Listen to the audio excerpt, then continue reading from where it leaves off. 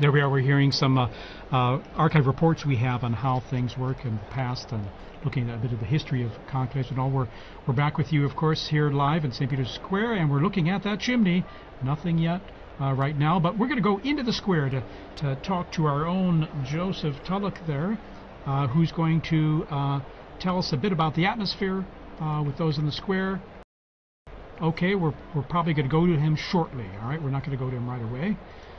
There are a lot of people in the square there, and one of the challenges is connecting with people in the square live because of all the people crowded there and the cell saturation that there can be of talking with people and talking to them live in the square. Okay, but he's our colleague Joseph there. He has sent us some comments of people there in the square, and we're going to hear some of what they have to say. He's collected some of that for us. All right, let's go to it.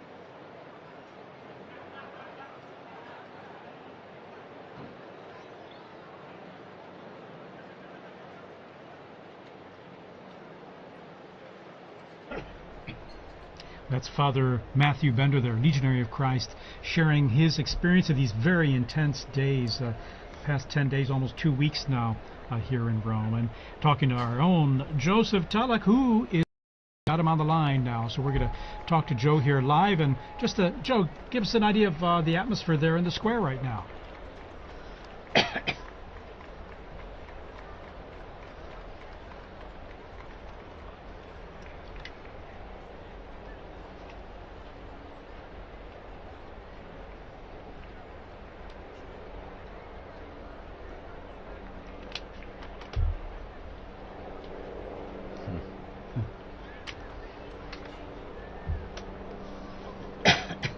Well, I'm feeling really lucky because I'm working, and I can also look at the chimney and follow the conclave.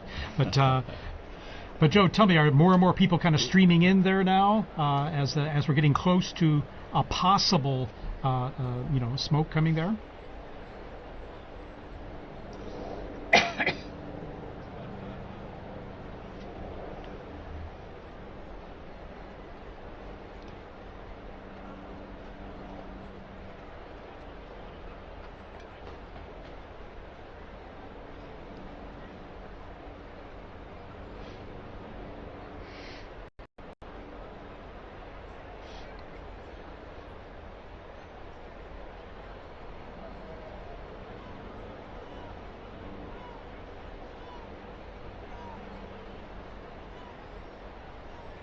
Do you have a good view of the chimney there? I know that the sun starts to go down at this time there behind the basilica, and it's just a little to the left of the chimney there as it starts going down.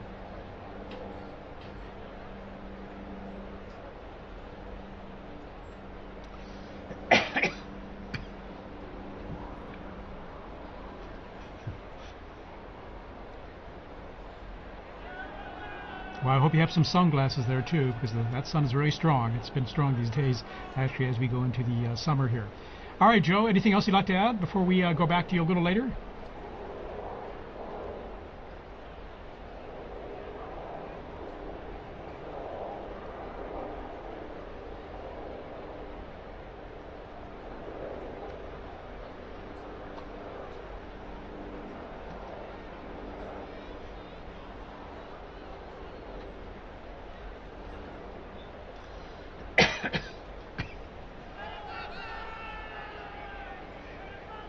Joe, we just have reports from the local authorities there. There are around 15,000 gathered there in the square as of now, as those numbers increase. And so it's we're going to be coming back to you very soon here just for an update on things.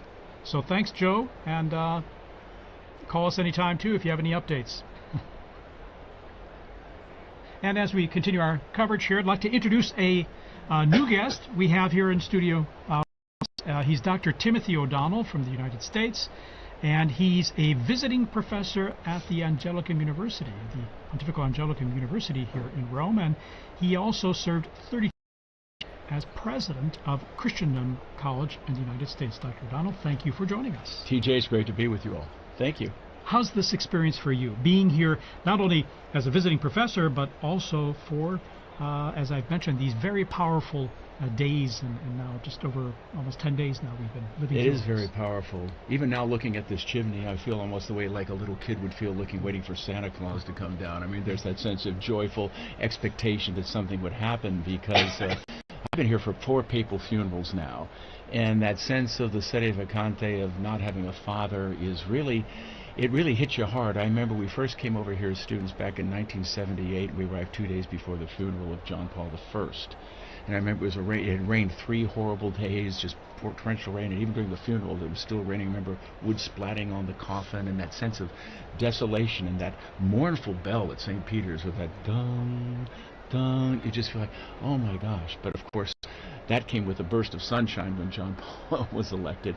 But still, I think there is a real sense of loss, and that lingers at the very beginning. But I think as you begin to move forward, that begins to move away, and hope begins to spring up, and sort of longing that this is not an end. The church renews itself, and so this is going to be a great opportunity to see people once again. But being in Rome is always a great experience, but when you're dealing with these type of historic events, it makes it extra special.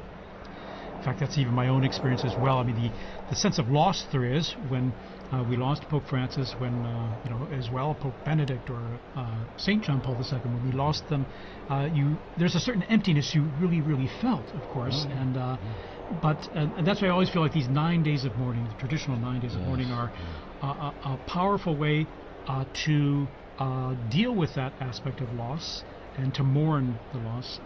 But then now we're in the conclave, and there's this sense, that's why I say hope, because of renewal. There's going to be a new Peter to lead the church and to accompany us on this journey, and to keep all of us kind of as a united, keep all the sheep sort of united with a new shepherd. So Yeah, there was a definite sense of desolation. I remember when John Paul was elected, we made a promise, my wife and I, that wherever we were, we'd come back for the funeral when he died. We didn't know it was going to be 27 years later, but we did come back to that. And I remember it was just so sad because the power and the presence of John Paul is like, how could that ever be replaced?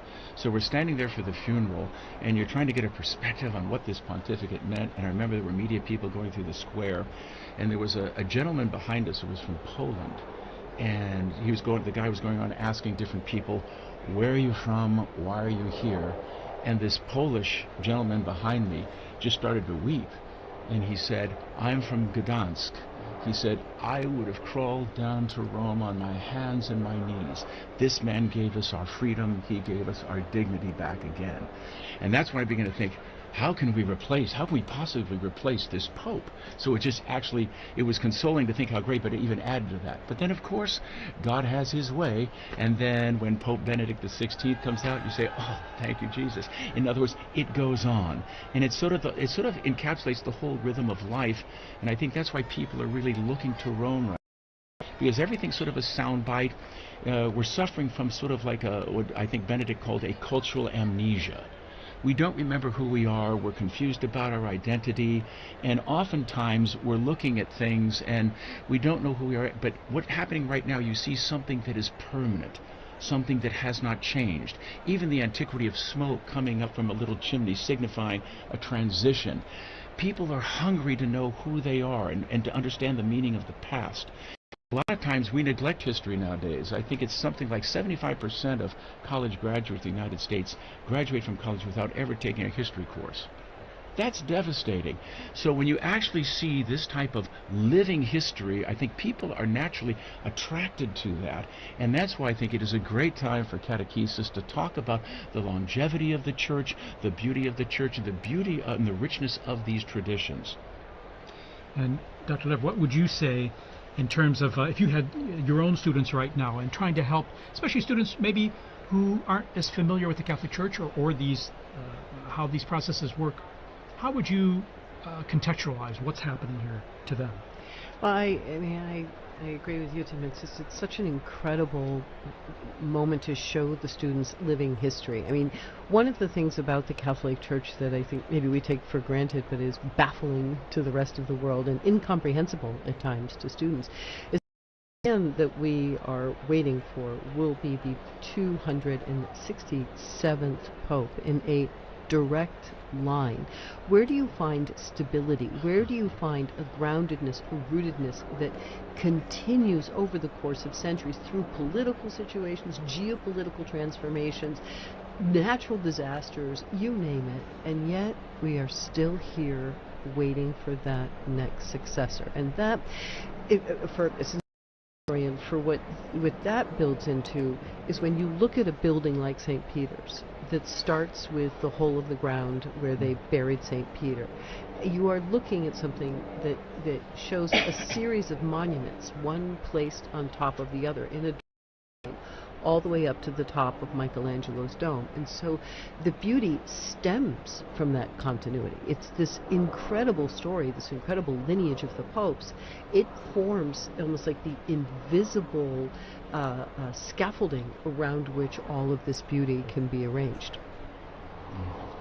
I think there's a theological message in all of this too, because all of the everything that we know and we believe in starts with Jesus, and he suffered and he died and he rose again from the dead, and that's the basic message of our church, and we've stayed faithful to that message.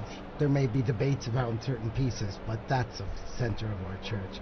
And I was thinking a great deal about how prophetic it was that Pope Francis chose hope, Pilgrims of Hope, as the theme of this Jubilee. And shortly before he went to the hospital on February 11th, he released the World Day of the Message for the Sick, the Day of the Sick. And the themes he touched in that are the very things that Doctor was talking about, and you're talking about, Doctor, as well. That suffering is part of our humanity. Christ overcame sin and death for us, but also that through suffering so many times we find much more meaning and we find true love the kind of love that Jesus has for us, we can give to each other as well. And I think those were themes that he must have been thinking about, because he already was not well when he released that message. Well, that final moment, we were there on Easter Sunday, when after Yeah, he exactly. spoke with Yes. great difficulty, but then they put up on the monitor, he's coming down, and the excitement of everybody, he's actually going to come down. Couldn't believe it. And I had a son and daughter here with their little baby, and the fact that it's going to be blessed by the Pope. But then he goes around and just not only just in the square, but then he goes out again to the peripheries, reaching out to everybody. And still in that condition, you can see he was in pain, he was suffering, and he's still taking babies in his arms and things. So what a powerful message and a beautiful message. And I think in some way that encapsulated the beauty of that pontificate, the sense of suffering and trying to give of himself, reaching out to the peripheries and the margins so that everyone could have a bit of him. And it's almost like, I can't really be Pope if I can't be there for that Urbi et Orbi and be present with the people in the square. So even there, just pouring himself out in libation in a very beautiful way, very symbolic way, I thought. He gave us a bit of him, but he also always focused it on Christ. Oh, absolutely. So he brought us back to Christ, and that was the end of this message for the world. That suffer the little children to they were still coming to him, Yes. which was a beautiful thing to see. I would imagine, too, in this day and age, too, we're unfortunately marked by so much polarization and so much vitriol, whether it's in social media, whether in the dialogues we have today, they are so divisive, unfortunately, and receive the most attention, not the times when things are working and all that.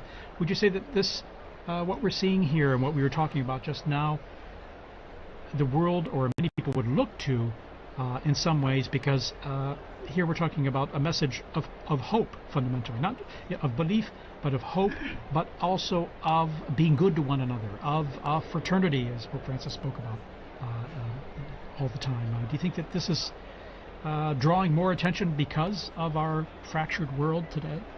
I would say definitely that's the case. I mean, the Second Vatican Council said very clearly, when the Creator vanishes, we lose sight of the Creator vanishes.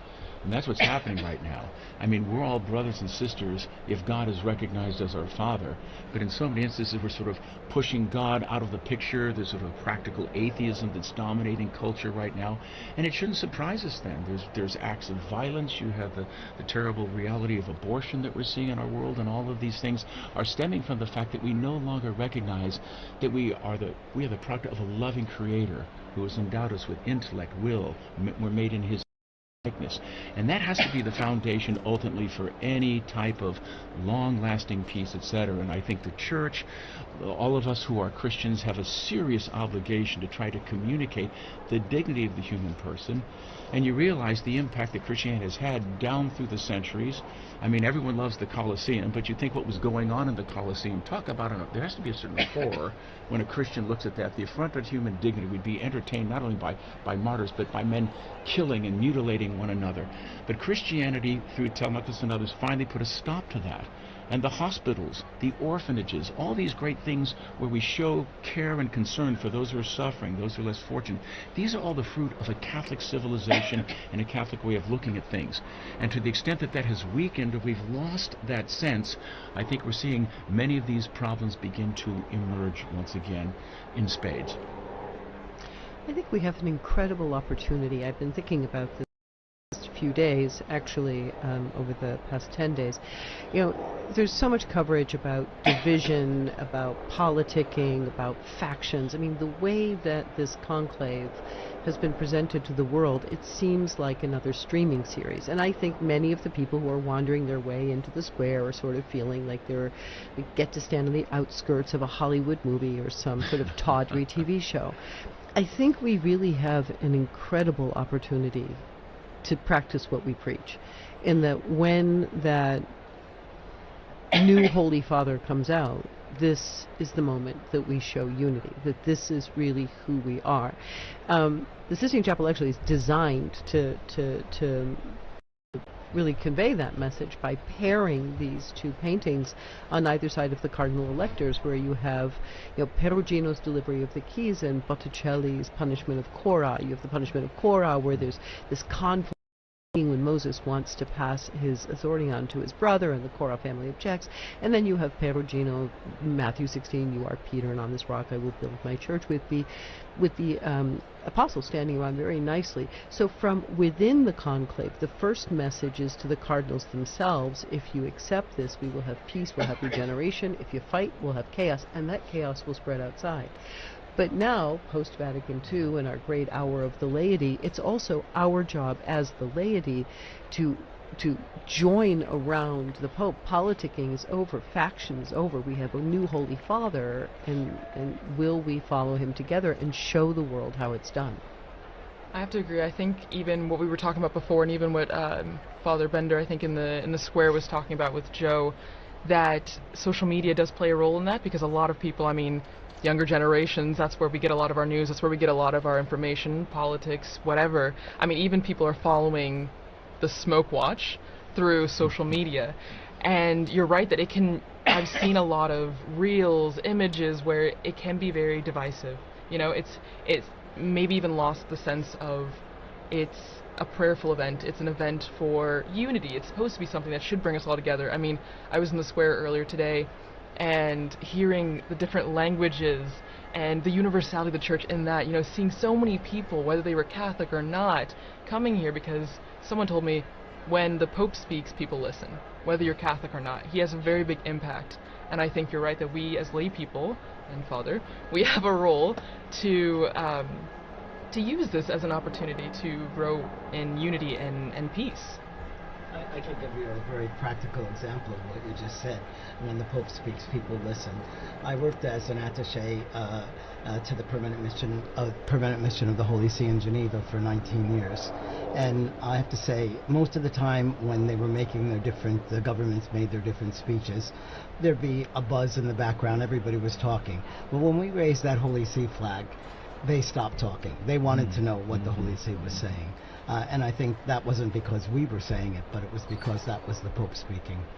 Well, he brings something to the political and the social order that they can't find within themselves. Unfortunately, there's been an impoverishment of our political discourse. And so the Pope can bring a message that is truly and goes beyond the different confines within these ideologies that oftentimes are tearing each other apart. And I think we're at a point now where people are really tired of those ideologies. We think about, you know, Russia and Ukraine and the horrible things going on there, what's going on in Gaza, but to have a voice that is able to communicate a higher purpose and say we need to rise and appeal to the better angels of ourselves. I mean, this is an important thing, and we really need. So whoever gets elected, I think there will be an outpouring of goodwill.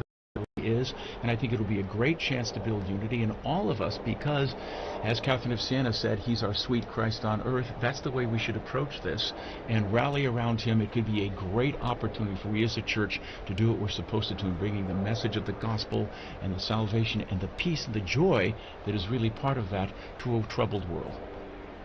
Monsignor Vitillo, any experiences you want to share? I mean, you've worked in many international forums at the UN and all, and on behalf of the Holy See there in Geneva as well, in terms of the how the papacy and how the words of the Pope are received and taken seriously, whether by believers or non-believers or people of other cultures. Well, my own experience was that many of the UN officials were very, very interested in what the Holy See saw in things. And so many times there'd be private consultations with the papal nuncio and discussions that were not made public, but that really brought to real substance. Some of the discussions that had been going on about nuclear warfare and trying to get a ban on nuclear warfare started out by discussions between some of the world leaders, the UN people, and the papal nuncio at that time, and it was now Cardinal Silvano Tomasi, whom I was working with. So I think that's a good way of working. And a lot of times people are saying, well, why isn't the Holy See making a statement against this or that or condemning so-and-so?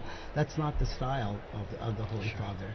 And so we need to keep that style. And And Cardinal Ray, I think, described perfectly in his homily, both for the funeral homily, but then especially the other day for the election of the Pope, the character of what we're looking for in a Pope. All popes, not just this next one. But so much he pointed about how this is not only for internal, this is for the whole world, and we need a person that can bring about peace in the whole world. Amen.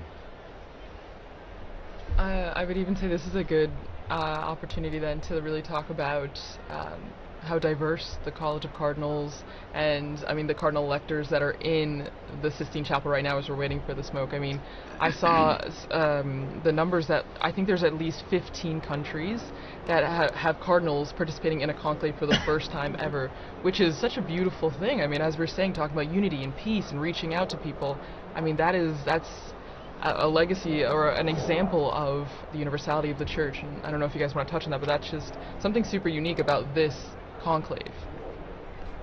Well, it is the largest in history, and it's great to. He always talked about going out to peripheries, and even in terms of selections of cardinals, that's what he did. And so I think there'll be definitely a certain richness that we have in this particular conclave, that there are so many cardinals from so many different diverse parts of the world, some which may not have been represented within the College of Cardinals before. So that'll be part of, I think, Pope Francis's legacy. And so that's one of the reasons why I think predictions are ridiculous at this time. They generally are. I remember when John Paul got elected, we had a sheet of newspaper with 30 of the top candidates, and there was no Karl Wojtyła in that list. And so if it was true then, it's even more true now.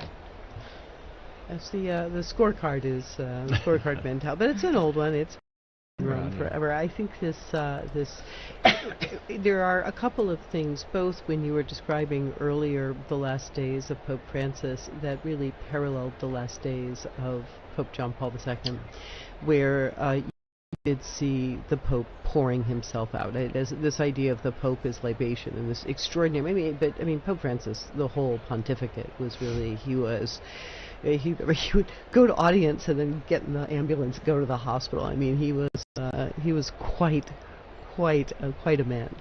But that those last days where everybody could see the Pope giving himself completely to his people, to his flock. In first of all, in a world where we're getting very confused about age and the value of people as they are older, I think that's a beautiful parallelism. The visibility of suffering, that instead of it became something for people to really feel and experience. And I think also there's a continuity in this growth of the College of the Cardinals. I mean, we have been watching the representation of the College of the Cardinals, the growth of the Universal Church throughout the 20th century get larger and larger and larger. Now we've hit this really exciting new point where we have we've hit 15 new countries represented. We have voices from all over. But again, the plan was always that, and it really shouldn't be surprising. Forgive me if I bring everything back to art, but it's the only thing I know. But it shouldn't be surprising because, I stand in that Sistine Chapel shoulder to shoulder with people from all over the world. And they stand in that space where you have the invisible beginnings up on the ceiling, you have the invisible endings in front of you. It's always been meant to be that. Even in the painting of the Sibyls, you have Africa, Asia, Europe. The Church has always been reaching out, and thanks to the new technology, thanks to transport, thanks to geopolitical transformations, this Church is more effectively able to leaven in the furthest peripheries of the world. In fact, it really struck me seeing the cardinals one by one taking their oath there in the Sistine Chapel, and just the diversity of their backgrounds and cultures that just was really striking.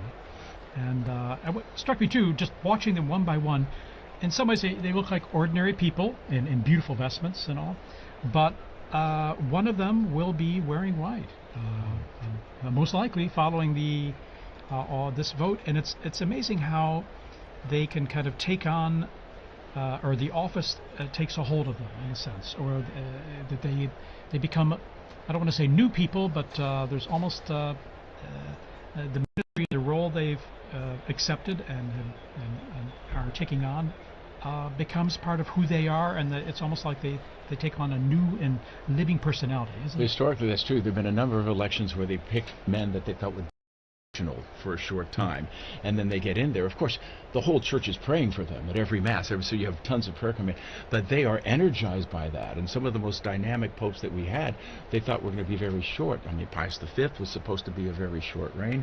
Even someone like John the 23rd, who shocked everyone. I'm going to call the ecumenical council, and all of a sudden announce that on St. Paul, and everyone's, what are you doing? You're supposed to be transitional. But here he goes, and he just goes through it. Now, he didn't see it to the end, but Paul VI came on. But no, this is common. But even like back in Acts of the Apostles, when Peter was in prison, the whole church was praying for Peter. And we continue to do that. And I think there were a lot of graces flow into the person of the Holy Father. I mean, what an incredible office, burden to bear. Think that every morning you wake up and you're responsible for the Catholic Church throughout the entire world, all the dioceses, all the different things that are going on. That's why it's really crucial. Whoever gets elected, we immediately need to be praying fervently for him, for his strength, for his insight, for his courage, and that he will have a successful pontificate in the full spiritual sense of what we mean by success. I really do think, though, he does leave himself behind. I mean, it's exactly what you said. He will not be the same man who goes into the room of tears when he comes out. He will have a new name. Everything gets left behind in that little room. His habits, his friends, his usual bedtime. It all goes away as the new man with the new name comes out. And he comes out. What do we see him wearing? We see him in that white cassock. I mean, he is literally, it's like the baptismal new returned, and then that red stole, that it's just this heavy red stole. I always see people looking at it like, oh, like you sold that thing, you could probably blah blah blah blah blah. But I mean, look at it. It's not an accident. They got plenty of light polyester stoles. You've got this brocade blood red. This is the burden. This is what he has to carry. So we see him walk out there, not pizza ball or tagle or whatever the name of people that throwing. He's not that person anymore. He's someone new. And in that transformation, I think that's also, while terrifying for him, it's also liberating, because it just allows him to be the servant of God. Let's remember that that Jesus prepared Peter for that, and also all the apostles, the bishops, by teaching them service at that Last Supper and showing them service by washing their feet. And here you had this kind of rough and tumble Peter who said, no, you're not going to wash my feet. Oh no, well then if you say you have to do it then why don't you wash my head too? And yet he was showing them what it was to be of service. And I think that we have to connect with the papal vocation. It is of service, and it's service to everyone in the world, and that all the more that Pope needs our prayers to be strong in all of that. Yeah, Gregory the Great was the first one to use it. Servus servorum Dei, the servant of the servants of God. Expression. And the challenge for any pope, because no pope can be everything to everyone. Everyone has expectations, and some say, well, I like this about this pope and this about that pope, but no pope can be everything to everyone. They've got to have their own personality, which is transformed, as we say, not only the personality, but their being is transformed by taking on the office. But at the same time, we have to look forward to what their own strengths are, and then also be conscious of the incredible complex, delicate role of being Pope and holding this church together, which is so diverse and so global. Well, and I think, actually, Dr. Liz, you brought up a couple times, right, that art, it all comes back to art, and I think it's really true, because even just you guys talking about the moment when the newly elected Pope goes to the Room of Tears and then eventually comes out to that loggia, the balcony, right, and in St. Peter's Basilica, and right under that, if I'm not wrong, there's a relief that shows Jesus giving the keys to Peter, which then symbolizes, the entire thing. He starts his pontificate with that right under him, remembering that is his call. Those keys are pretty big. Yeah. They're pretty heavy. Yeah. And those keys were to forgive sins. Exactly. And also there was also a mosaic underneath, which is Jesus saying to Peter, feed my sheep. And that reminds me of, again, new technology which gives us views of things that we didn't have before. When Pope Francis came out on the balcony, there was a shot that came from behind. So we saw what he saw. And you looked out into this sea of faces of people just looking up. And despite the fact that we joke about all the screens there, I remember that day, just all of those people with this who are you the one? Can you help me? I mean, just this, feed me, literally. And so I think that's, yes, I think it's a very important part of the art, telling the story of, or underscoring the role of the Pope. One of the beautiful things about Pope Francis that night also was, I remember he reached out to everyone and said, "Would you please pray for me?" And then there was a really about maybe 15, 20 seconds of silence, and everyone in the square, everyone had their head down, and they were praying for him. And so that sense of receptivity was not only was there to impart, but as a brother in Christ, he was receiving as well, which is always a sign of humility, the willingness to receive. So that was a beautiful, precious moment at the beginning of that pontificate as well. In fact, the weight of the office itself must be frightening. And so when we speak of the Room of Tears, where the new Pope, who's accepted the action and to take on that role, has time to pray and to let it soak in. It's got to be, I imagine, the weight, the burden of it, even if sustained by grace, and it must be immense and massive, especially as they peer out on the central balcony of St. Peter's Basilica there and seeing the crowds and seeing what all this entails.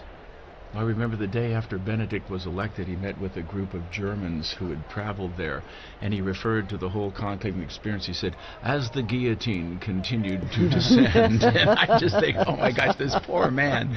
I mean, that's why your heart, it has to, whoever it is, your heart has to go out, because life is going to be very, very difficult, very, very difficult change. Like he said, there's going to come a time when you will be bound and you will be led where you would not go.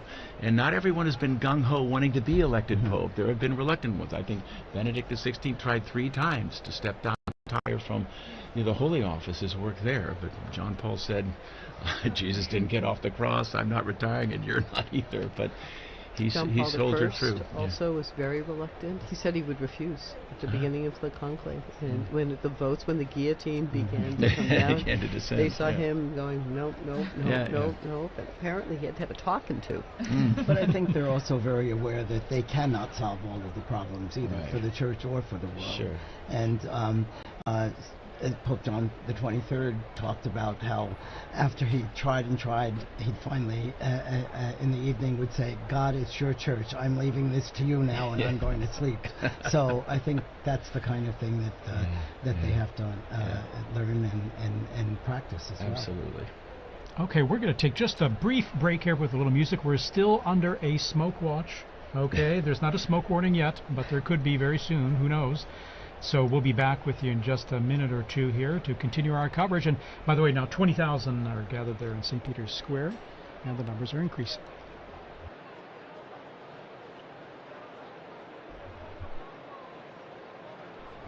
Before saying goodbye, we just want to also thank Dr. O'Donnell for joining us today, because he's going to be with his students from Christendom College to see whatever smoke comes out. So thank you so much. A joy to be with you. God bless you all. Thank you for the great work you're doing here. Appreciate it very much.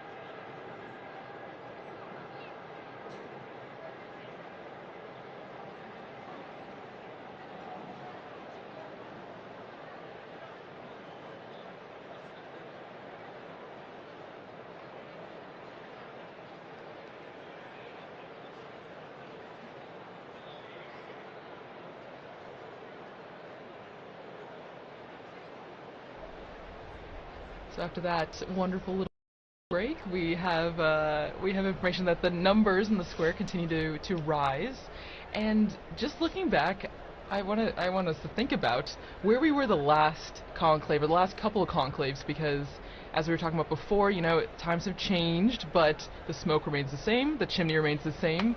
But do you guys all remember where you were, let's say for the conclave that elected John Paul II? Because maybe people remember Benedict XVI, but John Paul II, I was not born yet, so I just have no memories. I right in 1978. I was an age that was not good at outward contemplation and much more into perhaps who was the most interesting pop band of the time. So I just sort of found out at school. Also, I mean, to the social media question, these were things that the information was not as instantaneous. I mean, it really was sitting at the edge of your seat. There was something going on in Rome, in Chestnut Hill, Massachusetts. I still had my homework and had to go home and go to soccer practice, right, or all the different things. And so I think there's much less of a sense of where I was, because I was really so far away from it. I was going to say, we take for granted today instant communication, instant everything. And I find difficulty sometimes trying to say, well, what was it like before we had that sort of instant communication, high-res, super high-res, instant images? And so it was a different time than, of course, I was kind of maybe 8th grade or something. So I don't remember too much of that conclave. But at the same time, it was a different time, of course, as you mentioned, because the media and instant communication wasn't what it is today. I'm 78 years old, so I wasn't in high school at that time. I was a priest in my diocese and also going to social work school, but I was also directing a psychiatric treatment center for children. And so that I was working, and I was in my office doing clinical records and things like that when one of the young children who was with us came to tell me that we had a pope. And then I think I mentioned earlier that he also told me that the pope was Polish, and I said, "Oh, Billy, don't be spreading those rumors around, And then he dragged me to the television set and showed me, yes, indeed, the pope is Polish, and I didn't have the time to go sit and watch television in those days, day or night, but it was a wonderful experience to know that we now have a pope. But even to ask, how about a month before that? When, because there was an election just before that as well. Well, you were talking about John Paul II. And then John Paul John Paul I. So, yeah, sorry. If I can rewind even a little more. Yes. With John Paul I, well, first of all, it was one of our child care workers. One of our child care workers called me late at night to tell me that the Pope had died, and I said, "Oh, I think you're thinking a month ago. So we have a Pope now, and of course it was very true. And then it was when John Paul II was elected that I was telling this story. Yes. Well, and so we'll go back deep into the archives of Vatican Radio, and we'll look at a conclave that none of us, I think, were around for. But before we do that, we want to say a special thank you to Dr. Liz Lev for being here and sharing such amazing insight into art history, and how that plays a role in the conclave even today. Well, it's been really great to be here. I mean, in a certain sense, you guys are the nerve center of it all. So it's an honor, actually, to be able to sit here, and of course to really have the possibility to talk in a way that it's much harder. We do our best out there I think there's a whole squad of us out there trying to do our best in the secular media, but to really be able to talk about what it means to be the servant of God, what it means for Peter to have died here, what it means for these cardinals. I mean, it's so nice to be able to really talk about the true weight and importance of prayer and how we must pray for the Pope. So thank you for really, it's like a cleanse to come here. I'm ready to go back out and face questions about whether or not this conclave is like the movie. Yes. Oh, yeah. The hot topic of the day. At the same time, I often think sometimes the movie or even other media productions can offer an opportunity to say, okay, yeah, you saw that, you read that book, but in reality, this is how things unfolded in history. So sometimes I like to look at it as like, okay, we can use it as an opportunity to say, well, it's not exactly that way, but at the same time, some elements are true, some are not, but this is how it works. And it's created certainly help generate interest, I would say, and so I guess we have to Be grateful for that. So, returning to the question of art one last time, that is the joy of the Catholic imagination. The Catholic imagination can see through to the potential of almost anything. And so, even though this is a tawdry story or it's an incorrect story, the Catholic imagination can find that pearl that is beautiful, good, and true, and bring it out and turn it into something fruitful and wonderful. So, yeah. Wonderful. What a Thank great you so note. much for Thank being you. with us here. Huh? And so we will launch into this old interview that we have from our former colleague, Veronica Scarsbrick, with Father Martin Nolan, the one-time Prior General of the Augustinian Order, who was actually in St. Peter's Square when Cardinal Angelo Roncalli was elected to the See of Peter on the 28th of October, 1958.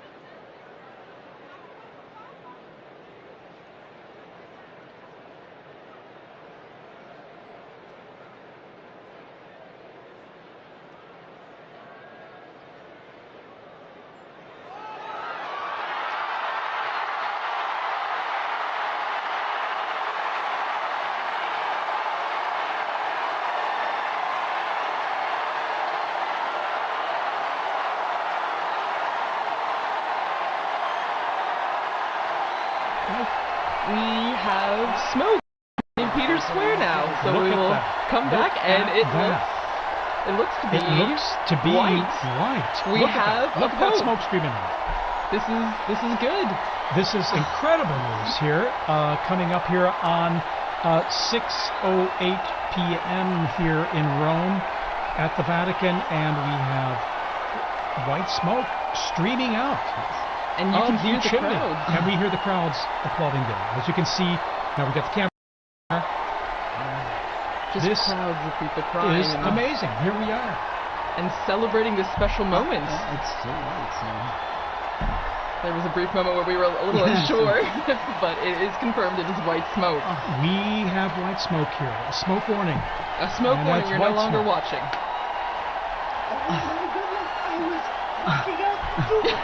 We're back with Dr. Come LeBlanc. back. Dr. Levitt. I'm so out of breath from racing up here. I can't believe it. I'm actually I'm flabbergasted. surprised honestly. as well because given the complexity of the reality we were talking about Exactly. and the many issues and the diversity.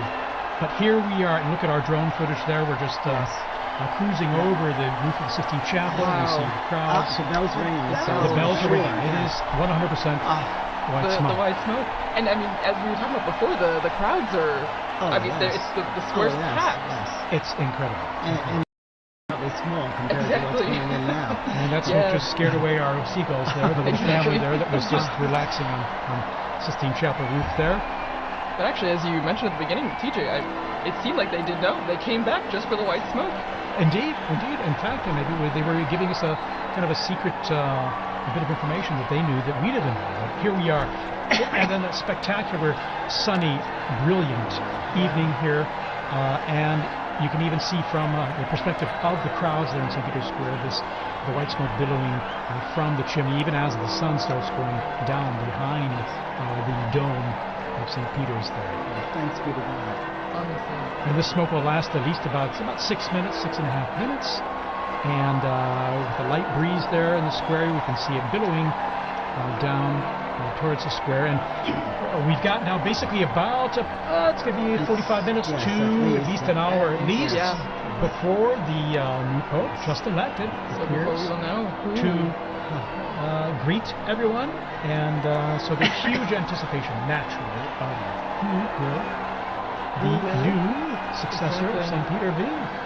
Well, and I mean, as we were talking about before, you see the crowds filling the squares, but also the different people who have come. I mean, you can see the flags waving, people smiling. It's a big sign of the universality of the church, but then also just how supportive people are in sense of being here for this moment. And now we're going to have an invasion of Romans. They're going to be coming in. Yes. And no, it's only natural and normal. I mean, you live here, so those who can He's their will be. bishop too. What's that? He's their bishop too. Of course, he's their bishop. There you go. And so they're going to be streaming into the square now. It's going to be filling up. It will make for some interesting traffic around my house because if my recollection is correct, when they couldn't get any further, they just in the road. So And there you are. They were just there. Just stop the car. in the road. But, you know, there's nowhere else to go. That's It's true. over here, That's so- true. Look at that billowing, thick white smoke there. All the different I flags. love the people ready with their flags just in Yes, case. yes. My daughter Waiting. said that the election of Benedict XVI, her closest friend, they went to school right around the corner here, and her closest friend was German. And they went running out into the square, and out comes Joseph Ratzinger. And she said her friend had this teeny tiny little, teenage girl purse. She pulled out this purse, this flag, this enormous flag, was suddenly waving. Oh my goodness. So apparently a lot of people come prepared. Yeah, because you just never know. I mean, when I was in the square earlier, people thought, oh no, it might be a longer time. It could take, days. Yes, You just don't know. You just don't know. Yeah, you just don't know. In fact, I didn't know what to expect. At the same time, it's a wonderful surprise here to see the white smoke billowing there. And so after just, day and a half, basically, Yeah. and here we are. It does with- make you feel like there's a wonderful sense of the noise stopped, the cameras went off, they went into the chapel, they prayed, and the Holy Spirit spoke. I mean, it just really gives us a great sense of confidence. And indeed, this hope that's being realized, that we have a new shepherd, so to speak, someone to take on the reins there and to accompany us on this journey, of our life journey. And it will be fascinating to see. As I say, you see the central lodge of St. Peter's Basilica. You see that's where the new pope will be appearing, as he traditionally does, to be announced that Habemus Papa, that we have a pope, and then the big surprise will be as he proceeds towards the central loggia, and we see who that cardinal is, now dressed in white. Well, and for many people, they might be thinking, okay, why is there this long wait, as you mentioned, Thaddeus? Why is there this long wait in between when we see the white smoke and when the new pope, comes out into the loggia? And it's because there's a process that's going on right now. There is a very long process, which will be the oath of allegiance of the cardinals, of which there are 132 now. And we saw how long it took for the oath to for the conclave. I'm imagining it will take about that length for the oath of allegiance. Well, and also, Liz, you had mentioned before, way before in our discussion, the Room of Tears, which has become very essential right now. So right now the new pope would have gone, or is it after? I would think that the ballots are burned after. I think he's already, and I think that's one of the reasons why this is kind of a funny hour. Right. As it got to be past 5, I was thinking, well, I guess now we have to wait until 7. But I think this must have been the time that he spent in that Room of Tears thinking about preparing himself for what is look at that square, and that square is just, it's a microcosm of the millions, if not billions, who are watching, all of them fixed to see, some of them already Christians, Catholics, but other people who are really searching. And there is so much searching going on in the world. And I don't know how many of the people that I've been working with in the secular media circles who talk about, well, I used to be Catholic, or I went to Catholic school, or I was an altar boy, or I was this. But they somehow feel this moment as still their own. It's fun, those sacraments, right, Father? It's like, hard to get rid of those. And so he's also the father to those people, and to all the others who don't even know that they're orphaned yet. So all the people we pray for on Good Fridays. Exactly. And there's also a real life need going on in the Room of Tears as well, because probably the tailors are very busy adjusting one of those cassocks to be able, for the new pope to be able to wear out until the loggia. Oh, and don't forget the barber.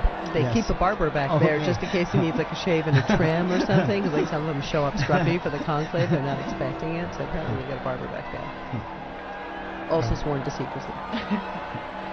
But these are incredible moments, aren't they? You know? Wow. And what a surprise! We were sending out that report on looking at history, and here we are, the smoke billowing out, and here we are waiting now to see who the new pope will be. Well, and as you mentioned, TJ Thaddeus, this is we had just heard in that archived interview. I remember where I was when Roncalli was elected. And now we will all remember where we were at that moment when this new pope was elected. I mean, we would have been here seeing these flags from South Korea, from Spain, from everywhere, from Serbia, from Croatia. It's amazing to see. I'm old enough that I actually saw Papa Roncalli here at a general audience, yes.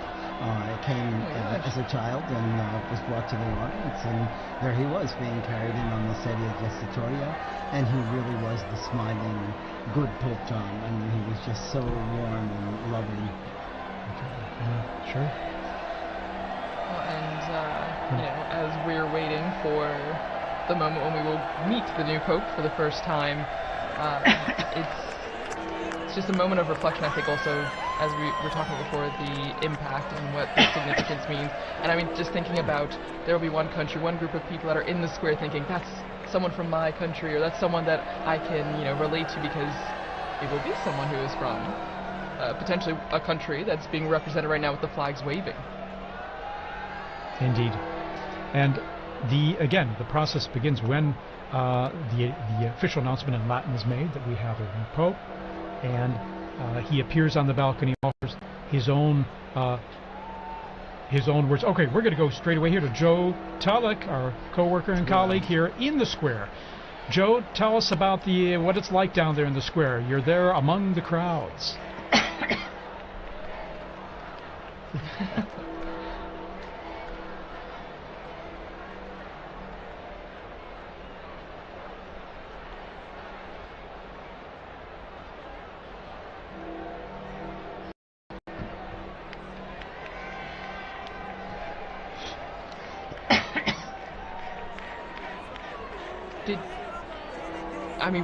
Was there a moment where you heard gasps? Was there a lot of surprise? Did you feel like people were shocked that the smoke happened right now?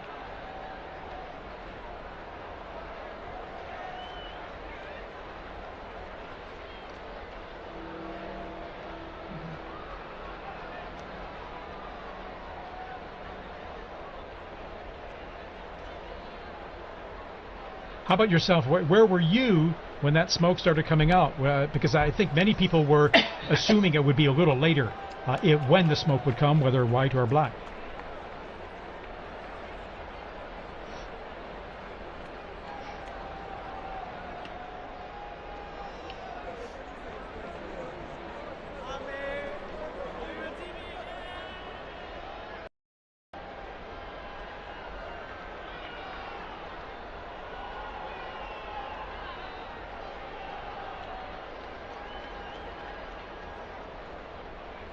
Well, amazing. And I mean, as you mentioned, there's still people running to the square, and there will be probably for a long time, Joe. I mean, because people will be flocking to see the new Pope coming.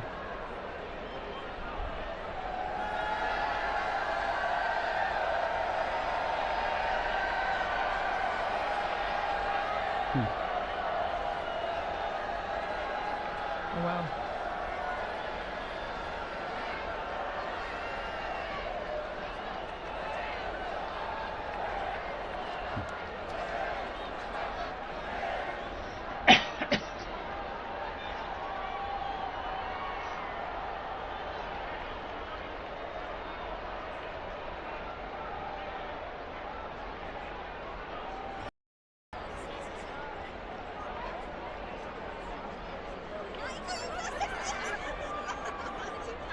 Beautiful. And our camera work here, we were just zooming in on that balcony from where the new Pope will appear. Joe, tell us about, when you're explaining to people in the square, what's next, what's going to happen? I'm sure people are asking you, so what happens? The Pope's new elected, and then...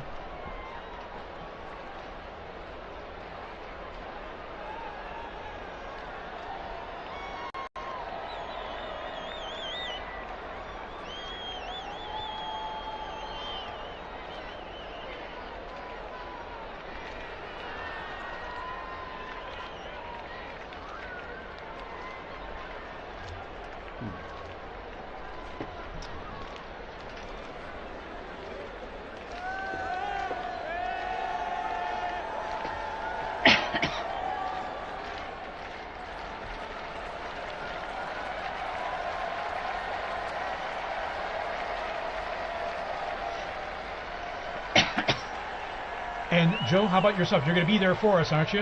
You're going to be staying there in the square. Our eyes on the ground.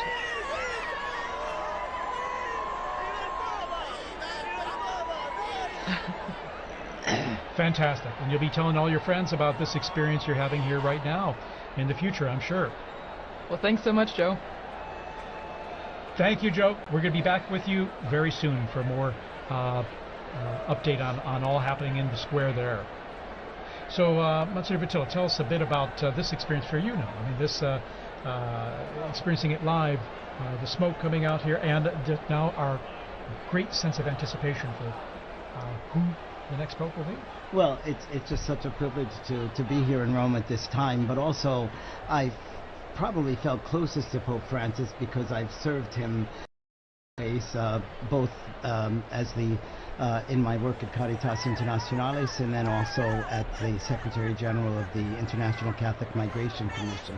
I always used to say he's the best guru you could ever have to do public relations on migrants and refugees, and I don't have to pay him a thing, you know. So and there were many times when I was able to meet him, and it was so beautiful an experience each time.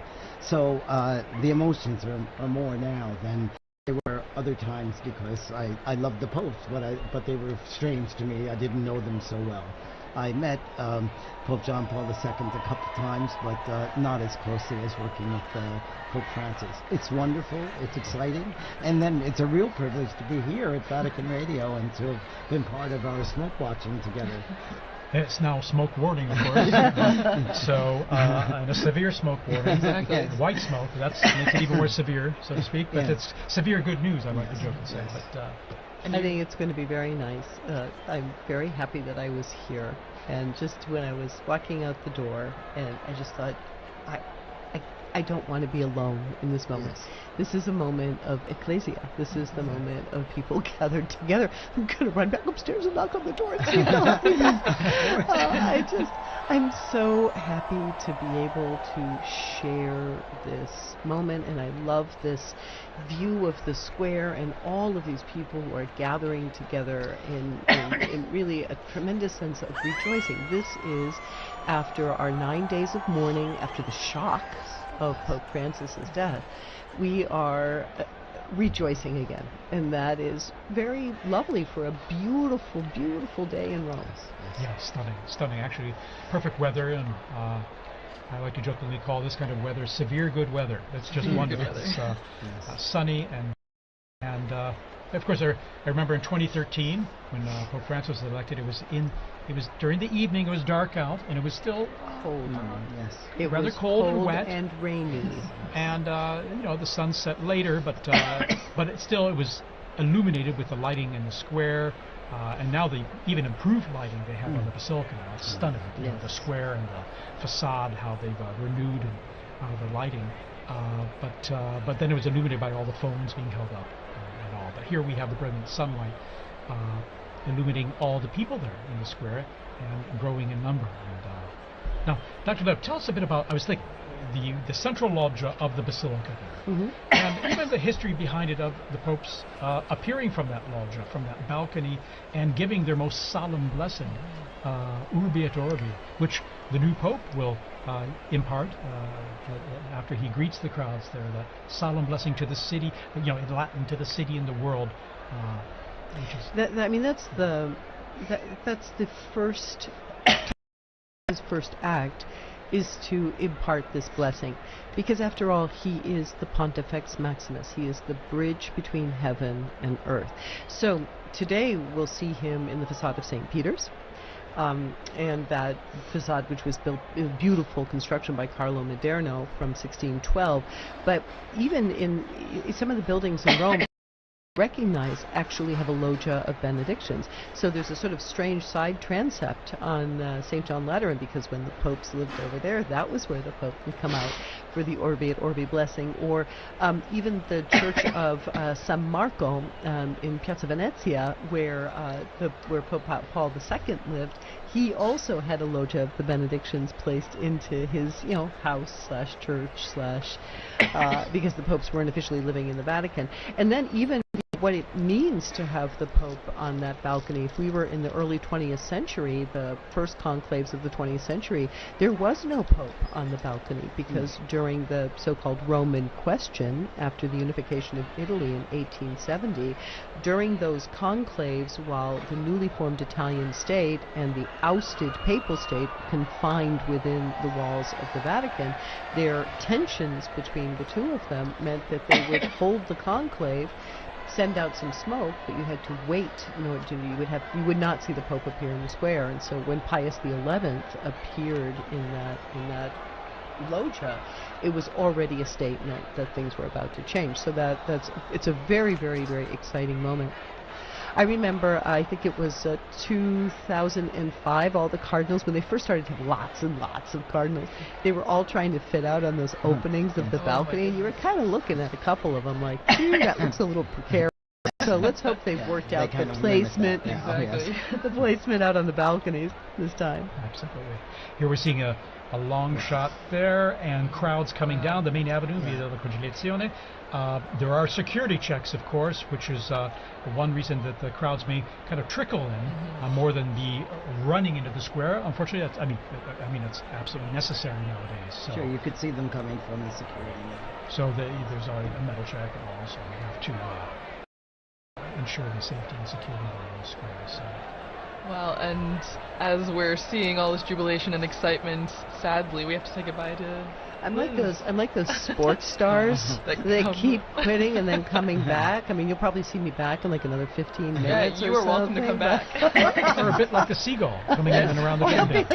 I really like You're the always sports welcome. star comparison better, but I'll handle seagull. Okay. Thank you so much once again. I'm so happy we got to share this moment together. Thank you for being here Thank with you. us.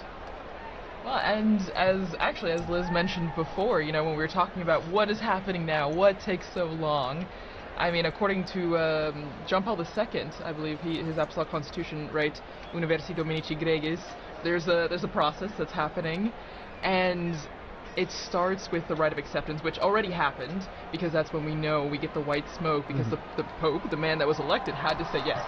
And has to sign and have it certified. Exactly. So isn't that, I mean, it's beautiful, right? We always talk about free will in the Catholic Church. He could say no, but this means that whoever we will see on the loggia has agreed, has said yes to this.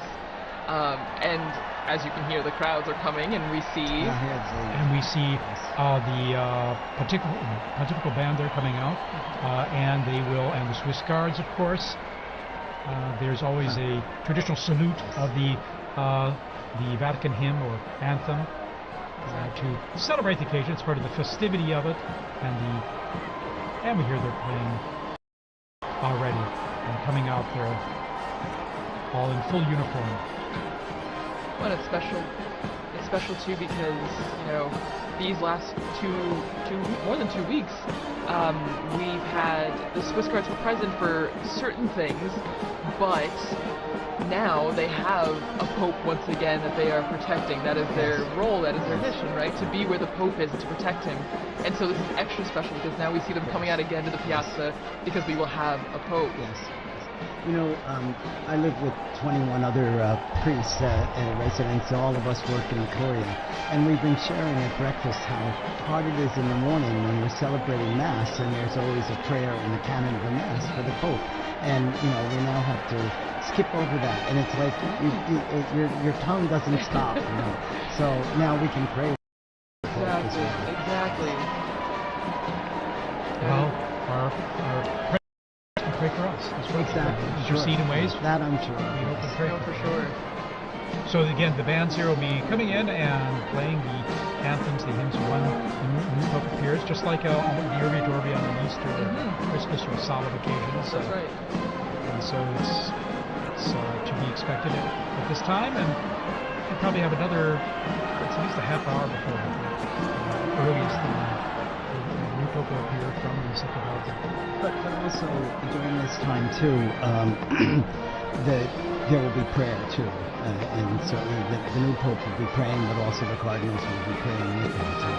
And we will all be praying as well. Yes, everyone in the square will be praying exactly. around the world. All of you watching and listening from home, you join in prayer as well for this moment. And you can be sure even the new Pope hears all this in the background because it's a lot of strong sound that's coming up there and propagating up into the areas there, in the buildings and just outside the loggia there as well. You can hear that, you know that they're experiencing the sounds of the streets, the sounds of the square. Well, and it must be a sign of, I mean, they must feel encouraged hearing the cheers, the music, because this is a big moment for anyone, and then to come out into the loggia and see thousands upon thousands of people.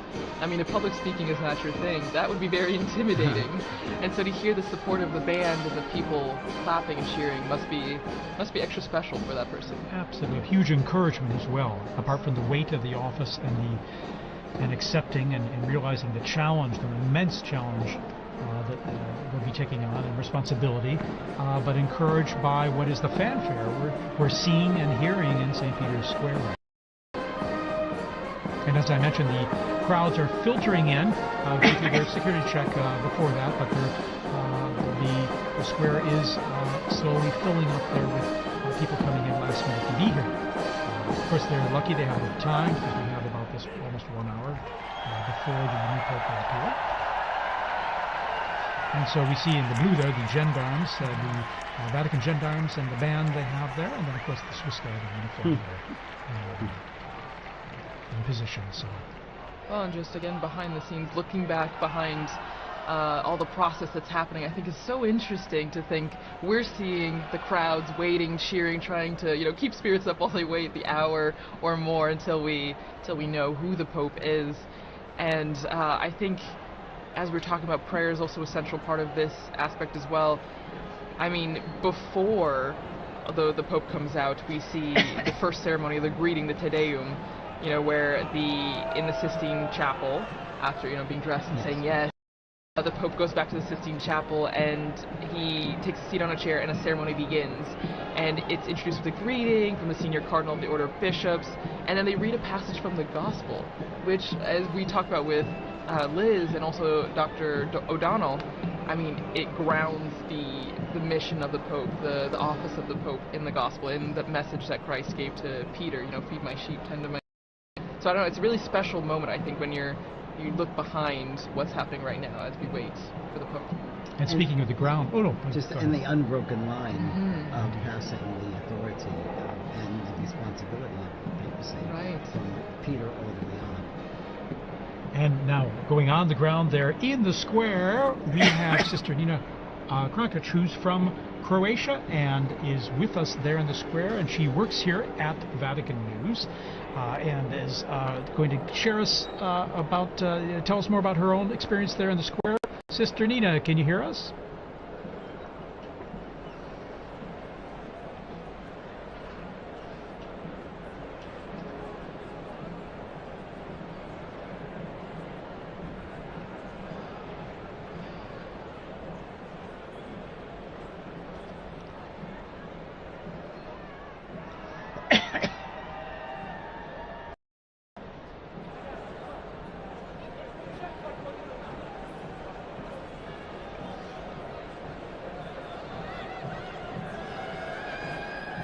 Sister Nina, you must have run out of the building there to get there in the square, because I mentioned the crowds coming in now there's got to be some bottleneck there, isn't there?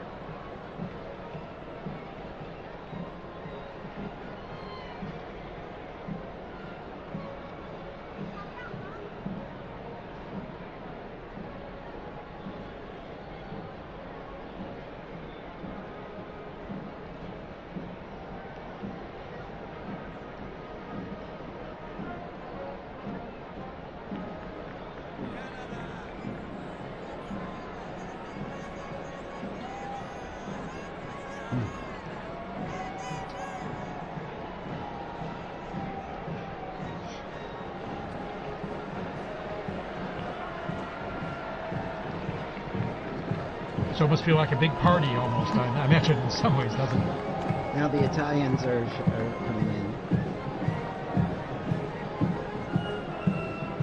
And we can hear the bands there. We see the Italian Carabinieri band that's coming into the square as well.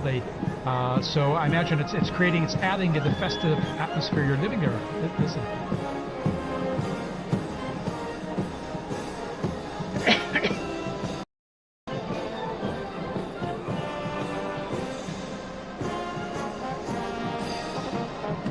All right, Sister Nina, thanks for giving us that update there, and we look forward to connecting with you there again when possible. We know how it's a little tough with the cell signal there, given all the people communicating live on their cell phones and the networks there being a bit saturated. But thank you, and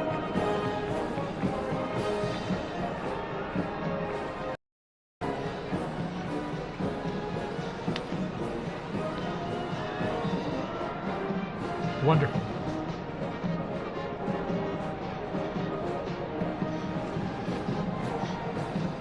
And Sister Nina, by the way, this is your first experience of this type, isn't it? Your first conclave, and so it must be extra special for you.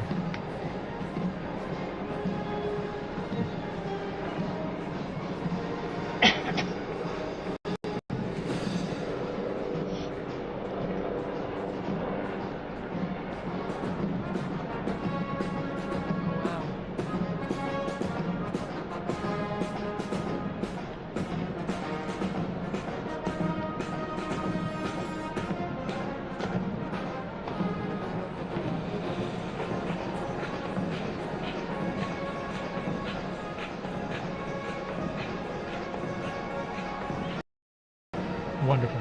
All righty, Sister Nina, thank you so much for sharing that with us, and we'll hope to touch base with you there shortly, okay? All right, in the meantime, good luck getting in the square there. All right.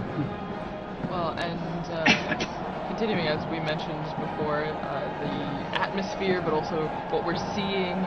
You see the bands, Father, as you mentioned, now the Italians as well, coming up the stairs that we often saw the Pope Mobile drive up for general audiences.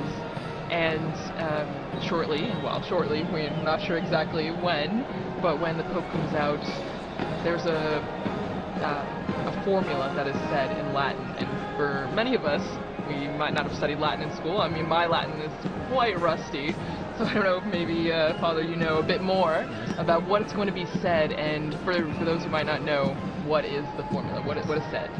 Well, it says the proto-deacon, and it's Cardinal Monberti is the proto-deacon right now, will come out and say, I have an announcement of great joy, and then he says, we have a Pope, Habemus Papam. I saw some signs there and they didn't have the correct conjugation of Papa, but that's okay. The fact is, the news is it's almost universal language now in terms of communicating the fact that we now have a Pope. And then after that, he announces the name. The name, yes, in Latin. And so I'll tell you a funny story of that too. A friend of mine was in the square when Paul VI was elected, and he was standing. He's from the U.S. He was a student at the North American College, and no, it was when John Paul II was elected, and he was standing next to an Italian woman, and they announced that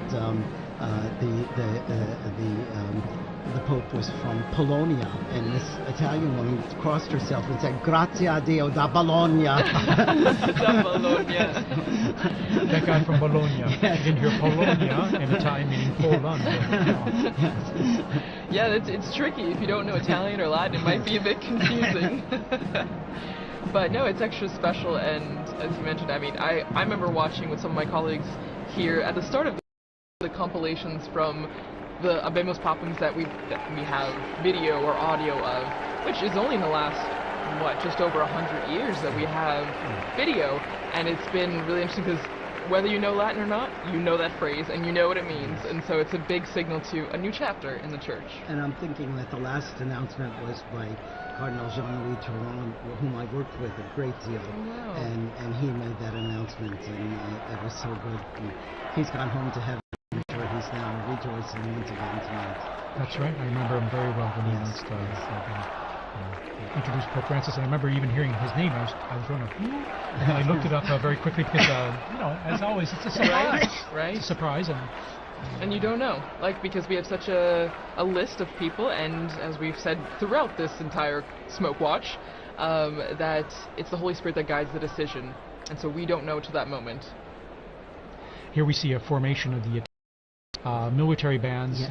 Guardia di Finanza, Carabinieri, and then of course the gendarmes, the Vatican Gendarmerie, their own band, and then we have the Swiss Guards all in position there. We see the usually at a point after the Pope appears, so there'll be a mutual salute of both national anthems and hymns. The retired papal preacher, and also then there's Cardinal Raniero Cantata. His phone there, we see. Technology. And then Capuchin there. And also Cardinal Sean from Boston. Exactly. Sean O'Malley. So here we are. The bands are playing. The introduction here to the Vatican anthem. Oh no, the Italian anthem. Sorry. That's true.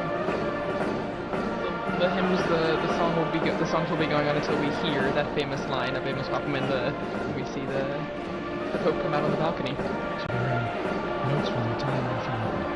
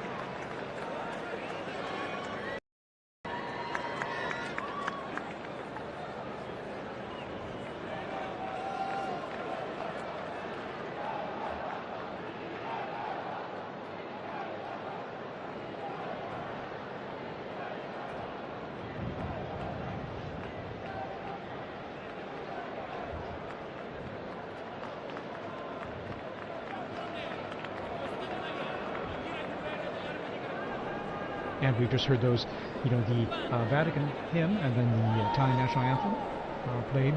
Mutual salute between the two groups of bands. And now the mutual salute and greeting of both.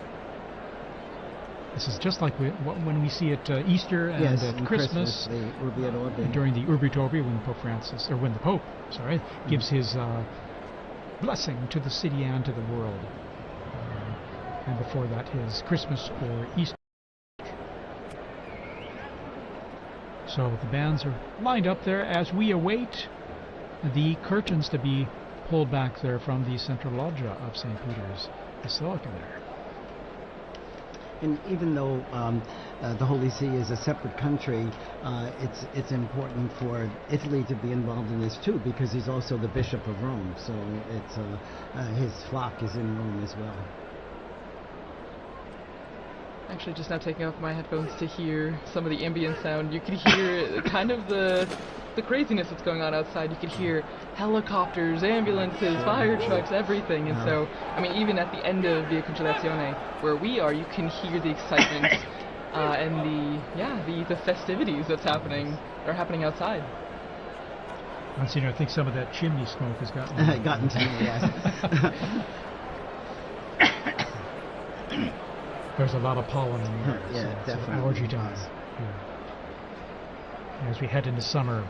What a stunning view there. We have the sun just going down behind the facade of St. Peter's.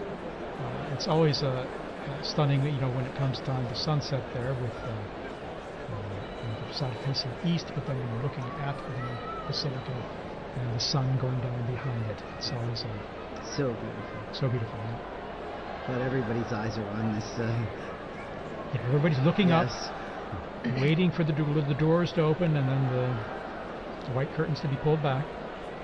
Well, and there's actually a story about what's happening right now. Again, the Room of Tears, the new Pope getting dressed, and we know that there are 3 sizes of the white cassocks because you don't know who's going to be elected, but you have to be prepared. And actually, one of our colleagues, Chris, who was on this morning actually on the Smoke Watch, was talking about Pope John the 23rd, and he was... That's 11. And actually, since it didn't fit, they had to tie it like a medical garment. Exactly. And so it's a funny little anecdote to just remember that, I mean, no one knows, and so everyone's prepared, but that's what's going on right now. They're trying on the garments, they're seeing what's fitting. And of course they have different sizes available to start with, but sometimes they might need adjusting depending. Exactly. We're made in God's image and likeness in different sizes. So there you go. See all those flags representing the different nations present. Also, it is the Jubilee of Hope, and so we have pilgrims here for Jubilee events over these days as well. I think I read about 15,000 for currently in Rome just for the Jubilee themed events. For pilgrimages that are organized at a time. Well, and we're hearing from our producer, Francesca Merlo, that they're looking outside our building, and as I mentioned, there's helicopters, but they're blocking off the roads, and that's what Liz was mentioning too, that people are stopping, and they're just trying to get to the square as fast as they can. So it's a moment of organized chaos a bit in the square and around the Vatican. We have reports that there are people literally running to get into the square. And they will eventually, as they go through the checks and controls there. They do an extraordinary job of the crowd control as well, with these many people coming into St. Peter's Square and avoiding any potential problems or issues due to that. So. Well, and that is, you have to think that, I mean, maybe everything has a purpose, right? Everything has a reason, because we have this time in between the white smoke and maybe also for everyone to get to the square. It's a dual-edged sword. The new Pope is being prepared and ready to go to the loggia, but it's also to let everyone who can get to the square to be there for that special moment. And we're seeing it with our Vati drone footage here, as I'd like to call it. And you can see the square there. It's just wonderful. You can get a sense of the crowds, and then on the people kind of streaming in from the main avenue of the Conciliazione and some of the side streets there. About the universality of the church, I just got a message from a UN official in Gaza who's listening to this transmission, and so you could see how connected people are, and how grateful they are to be able to hear Vatican news as well. Yeah, of course. We're grateful to have you here to say some nice, intelligent things for us. I don't know. As well as and give us some interesting input on all, and to share this experience. As you see, our drone footage there shows our Vati drone is showing the avenue there filling up with people, and as they come closer to the square, then they just go through a check there. And all the flags are ready. And Thaddeus, since you've been, this is your third conclave in Rome. In Rome, yes. And well, so I haven't been a conclave elsewhere. No, but you've been in Rome. Yes. Oh, yeah. But have you ever had the opportunity, because I know working here, we're always pretty much in here, but have you ever had the chance to run out to the square or see the excitement? For Pope Benedict, I was up there on the colonnade there. If you're looking here on the footage here, you can see here on the left side there on that colonnade there where the statues are, on top of the Charlemagne wing of the colonnade. I was up there and able to just view from that position where all the photographers, videographers were, or most of them anyway, accredited to come out and greet the crowds and give his blessing. And I remember, this is a strange thing, but after that event, going back into the Vatican and running into Cardinal Jorge Bergoglio. Oh my gosh. This is long after probably about an hour after the blessing was given. Okay. And and I remember it distinctly because I knew the faces of all the cardinals, and so it was a... Little did you know. Little did I know. Little did I know. And then when there we see some of the cardinals there. There's Cardinal, I think that's... And we see, and then... Canta Mesa, O'Malley. The cardinal non-electors. Yeah, exactly. They're over 80. And so there's they're non-electors. Sister Petrina, yes. the head of the Governatorato now. And that's Archbishop Fisichella as well, I think. And we see the secretary of the dicastery for communication, Monsignor Lucio Luis, as well. Anyway. Well, and so that is, was it? I mean, obviously it's very different being inside here, but the excitement is still pretty much the same, being on the braccio, the colonnade, and being very here. much so, because you're seeing things up close, and not only into the bells I was mentioning earlier that you hear very clearly and loudly, but then seeing from a unique angle, almost at below the level of the central loggia, but higher up from down in the square. In 2013, then I remember I was down the street on the Conciliazione looking out the window at the crowds on Via della Conciliazione, and I could see the central loggia from which Pope Francis appeared then in 2013. So that was my other experience, per se, and a unique one at that. And now here in our studio here, right close to the action there. Exactly. It's a third privileged experience. Again, what's really... you really feel is the excitement of it, and the joy of having a new pope, but then also the expectation: who's it going to be? Right. And I remember with Pope Benedict, it was a bit the weather was a bit cloudy and cool then. I mean, this is the day of just brilliant sunshine, mild temps. Of course, we're in May, and so things warm up here quite a bit and pretty quickly. When Pope Francis was elected, I was helping out at an English-speaking parish in Geneva, in addition to my other work. And the pastor had asked me to give a talk to the parents of the First Communion children. And we got the news just as I was ready to start the talk. So I knew tonight I'm not going to get anything else done with this. Wow, so you've gotten the announcement in different places all around the world. Yes, No, that's amazing. And every time just a tad different. And joining us, Father Paul Samasumo, who's from Zambia, and he's head of the English Africa section here at Vatican News and the Dicastery for Communication. Father Samasumo, good to have you here. Many of our listeners who listen to the liturgies will recognize your voice as well as you do the commentaries for the papal events. How's this experience for you now? Thanks, TJ. Actually, I've been here all day, and then I went outside to meet someone. And you won't believe, I got blocked. I could hardly come in. I've been trying to come back for the last 10 minutes, but fortunately the security forces allowed me when I showed my badge. And people are just running into the square. It's amazing. It's my first conclave. I've never. I came in just after Pope Francis had been elected. So this is quite an experience for you. For me as well, yeah. Absolutely. Amazing. Even just the moments leading up to this experience. I live in a house where some of the cardinals also were staying before they moved to Santa Marta. Of course, they had their own little tables, and sometimes we just provoke them. They had shown secrecy, of course, confidentiality, but it was so wonderful, and the dedication of them going to the congregations, in the meetings, and even the non-electors, some of them live there permanently in our house. And we have some of the staff who have been helping. They had to also do the swearing in, so that there would be, some of them couldn't go because they're small children and they wanted to stay next to their children. So it has been a great experience even from that point of view. Well, and also, since you're from Zambia, how do you think people in Africa, the African continent, are taking this moment? I mean, we have viewers, listeners from all around the world, but your experience in watching the conclave and being prepared for this Abemos Papa moment, like, what do you think is the atmosphere, the environment of people watching in Africa? It's a great moment. I can tell you already I've received about 5 or 6 calls just within the space of 10 minutes as I was coming in. Wow. From some of my colleagues who are in the media.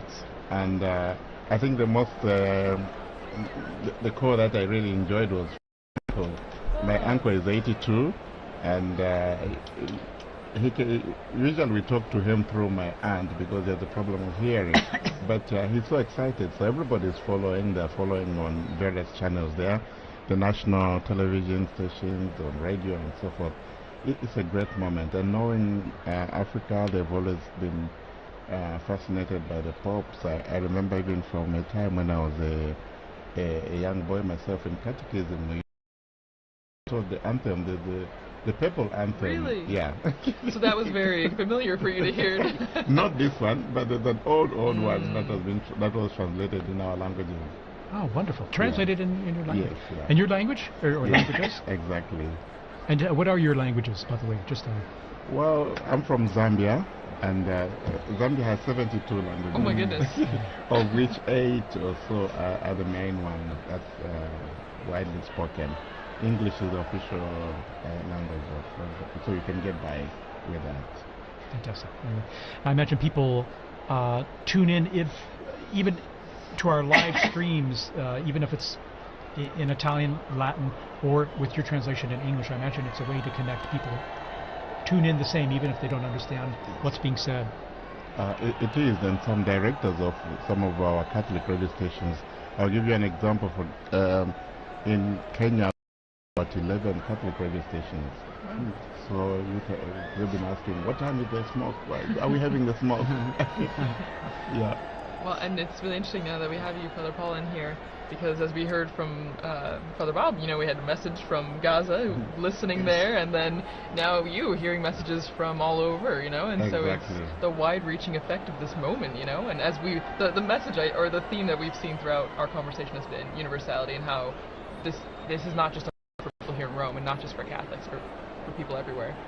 In fact, I'd like to thank people around the globe tuning into our live stream here. Maybe you're watching on a local or a national network, local Catholic radio, wherever you're listening. Thanks for joining us here.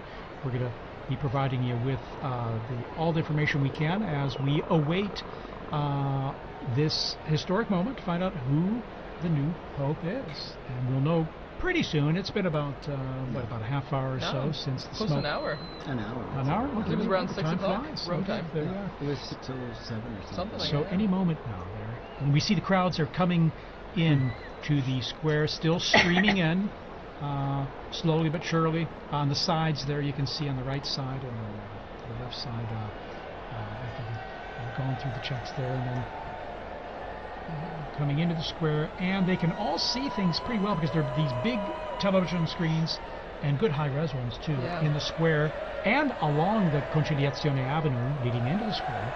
So many people, they can see just what we're seeing all together here. These same images and coverage. Sometimes there's some text message or some subtitling there and info for them, but they can get a good idea of what's happening even if they're not up close, thanks to the nice new technology we have out there. Well, and I'm sure, as we all talked about before, you would also, I'm sure, have experience with this, but using like the screens in the square, us doing this commentary, and you have to imagine that social media is blowing up with this moment, you know? Oh, yes. I mean, everyone that's in the square is live streaming, I'm sure, taking videos, taking pictures, and so the news is spreading even faster than it would have 10, 20, 30 years ago. Exactly. Even just here in Rome, you know, just the streets, the cafes. What I found interesting is, I'm sure you've seen the guys that sell trinkets and stuff. Some of them are from Senegal, or from Bangladesh, and so forth. And when the smoke came out, this guy asked me, "Do we have a pope?" And he said, "Do we have a pope?" I thought most of them are Muslims, but that kind of interest is really very touching. And I found very moving, to be honest. Yeah, absolutely.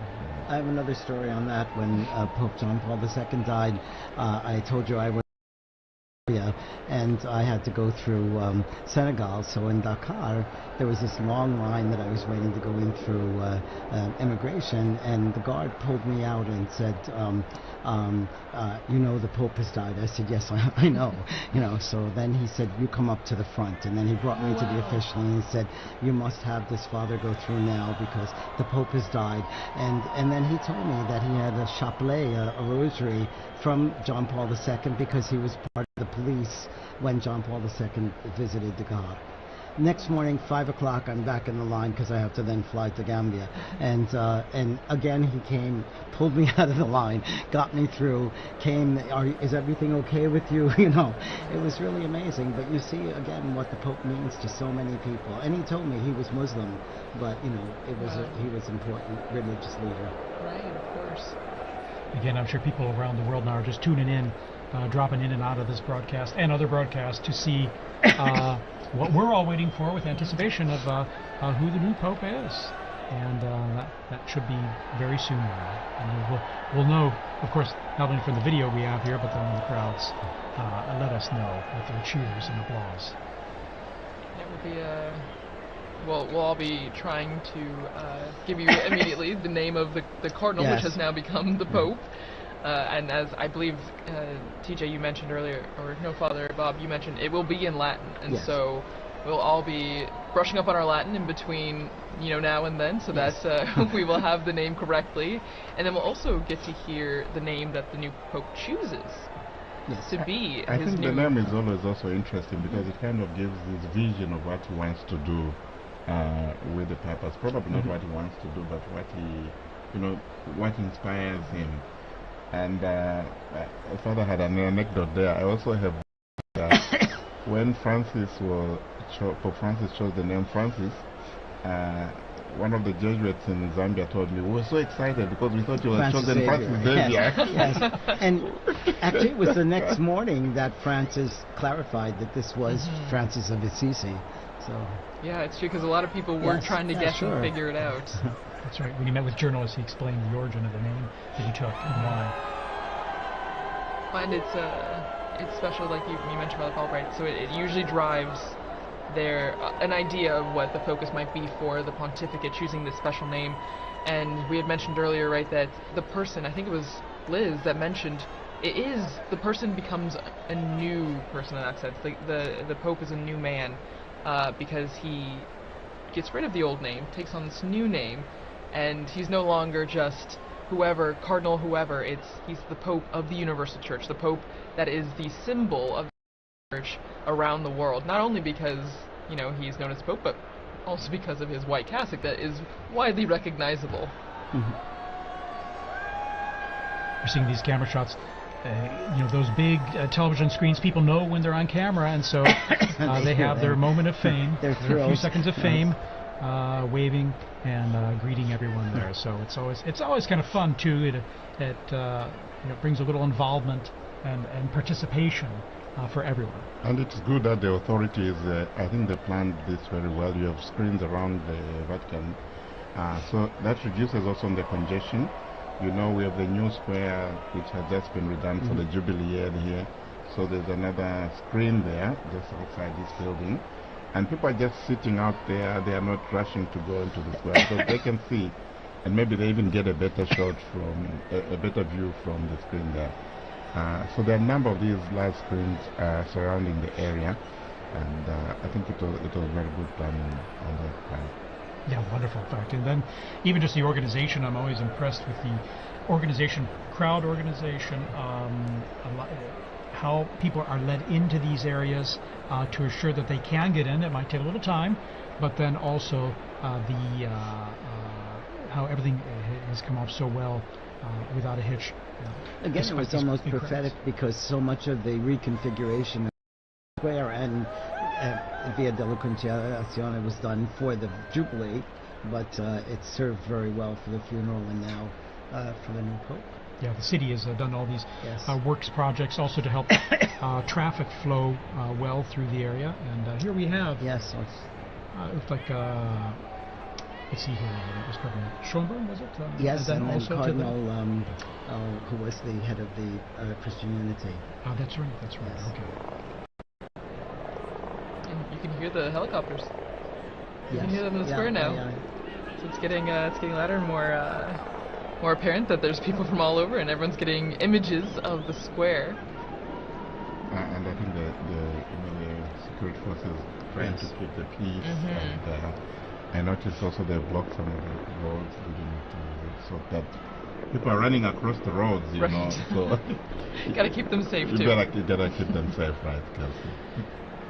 Well, and so one of our colleagues, Lisa Zengarini, she did a lot of research on why we have this tradition of changing the baptismal name of the cardinal into the name for the Pope, and it actually started way back, It looks like 2,000 years ago to Saint Peter, whose original name was Simon, and so it stems all the way from that.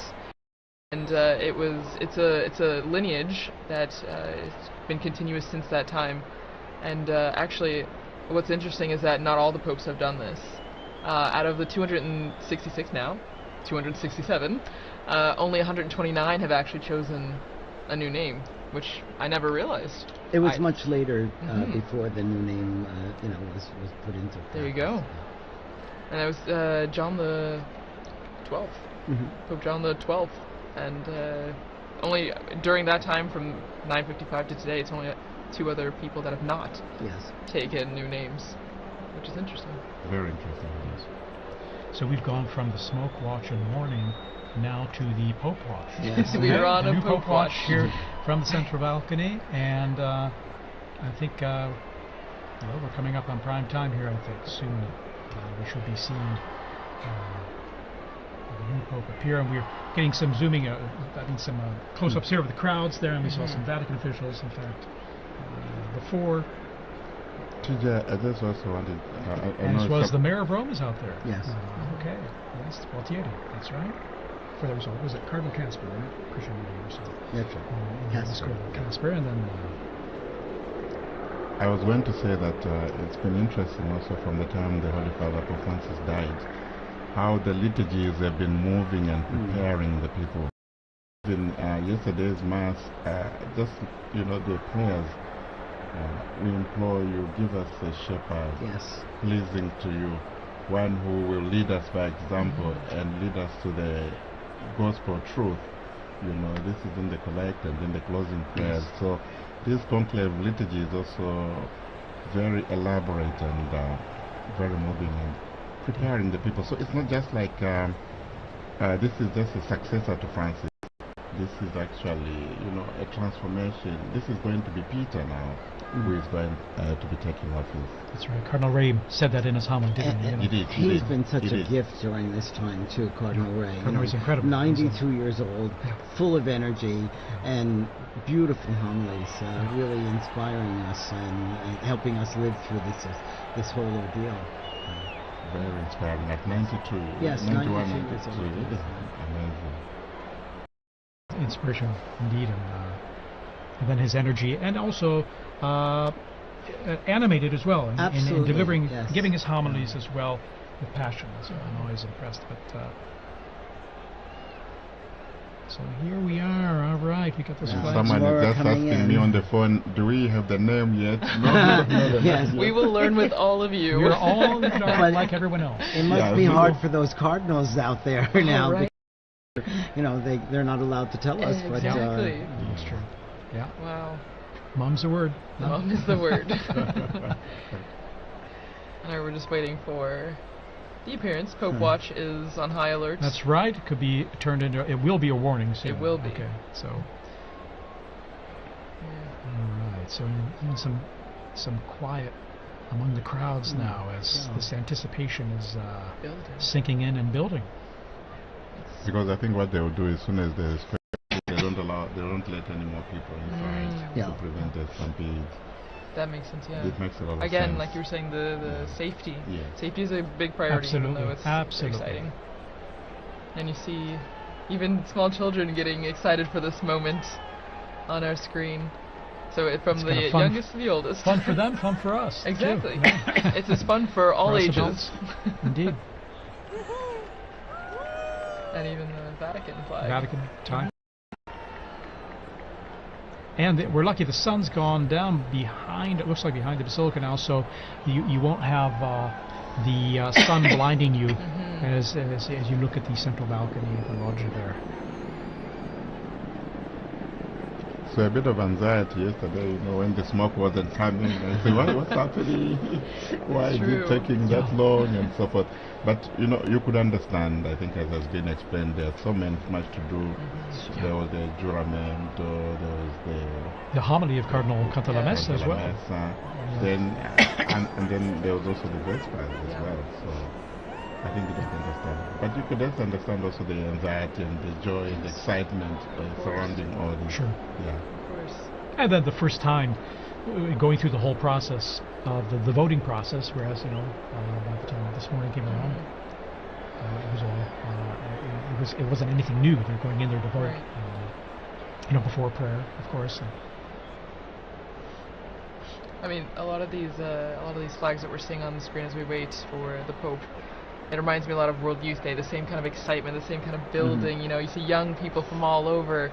It's a really beautiful image, and I think is again just a sign of the youthfulness of the Church. We talk a lot about the future of the Church, which begins with this new Pope, but the young people that are also present at this moment to see the historic aspect of this. It's really beautiful. And we see the internationality, the universality of the Catholic Church. It's a global reality, and we see that in the crowds there in the square. And this we also saw during the funeral of Pope Francis. So many people. Okay, there's movement. Okay. Yes, Here we go. The white curtains are behind the glass door. Now the doors are being opened. We see first. Here we are. The Cardinal Proto-Deacon. Dominic Lamberti. And he's smiling. He's smiling. He will give us the announcement. Here we are.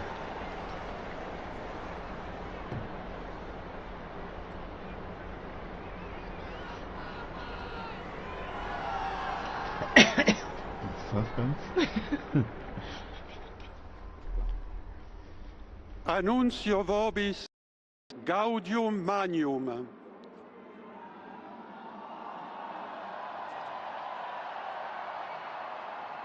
Habemus papam.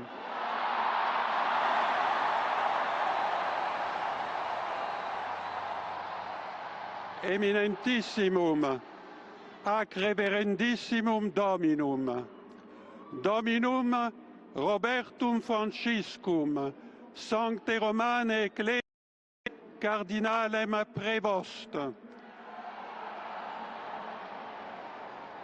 Qui sibi nomen imposuit Leonem decimum quartum.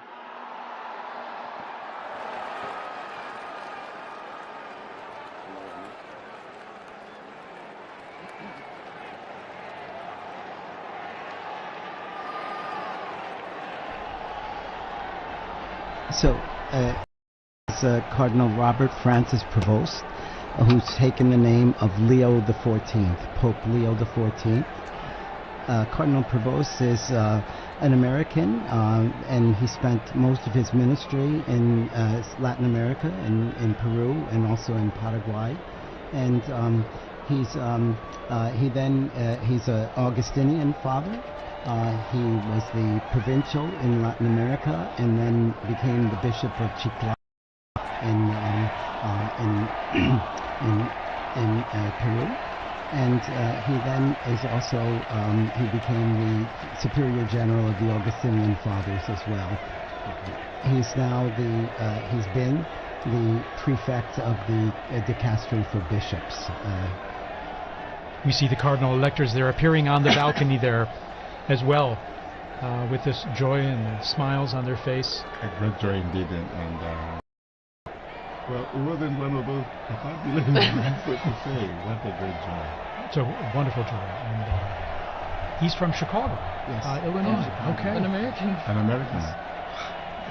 An American. I think that's a historic moment. For sure. Truly historic.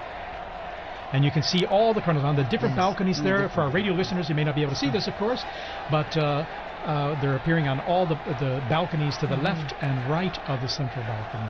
All of them clearly standing out with their red vestments and smiles, and Waiting to again, for all of us to greet this new Pope as well. The new Pope. Which now we know his name. Cardinal Robert Francis Prevost, Augustinian, Amazing.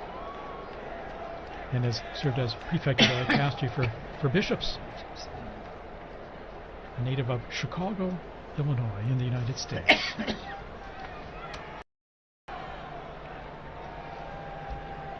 Wow. And so, as we said before, you saw all the flags and everything out in the Yes. square, and now all the Americans are holding their flags. Indeed. Yeah. It's a historic and moment. the Who would have Peruvians imagined? too, I'm sure. Because he spent That's most of his ministry in Peru. Yeah, and that's a special thing, So he has a connection with missionary multiple. experience Exactly. and this Exactly. continuation of evangelization mission of the church. The priority, yeah. So you can see still the like little pockets of red where all the Yes. cardinals are standing on the Yeah. balconies. And from our Vati drone footage, and seeing it from above there, it's a unique view, perched above in front of the facade and looking down at them as they're on the balconies there, awaiting now as the new Pope, as we mentioned there, Cardinal Robert Francis Prevost, and Pope Leo 14. the 14th. Pope Leo the Pope Leo the Yes. 14th. The 14th. And of course, Leo the 13th was the great social reforming pope for us. Leo all. the great social reformer.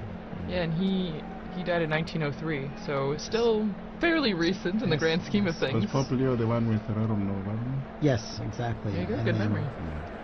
From my seminary then. And then his successors wrote other encyclicals every 40 years afterwards. So he started like on a the trend. yes, and it's really one of the constitutions of Catholic social ministry And Catholic probably I social would say doctrine. a pope needed for our times with all the social challenges the world Yes, has yes, today. yes.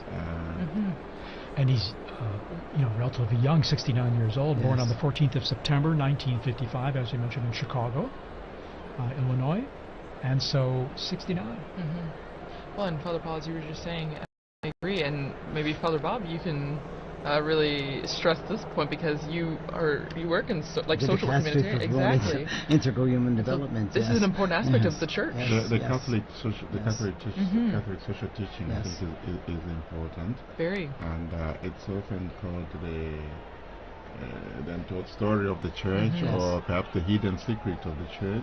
And it has so much, and there's a lot of development. And was one of the needs discussed by the cardinals during their congregations Exactly. this last week too. So. Exactly.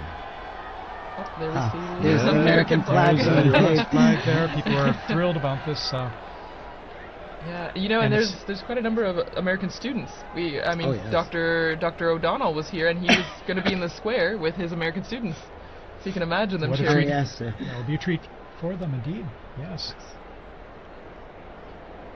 I can imagine the scene. The house I live behind is the Basilica of St. Augustine, where we have also the tomb of St. Monica. Yes. So that's a Beautiful great day church. for all the Augustinians. Yeah, very special day. Indeed, he.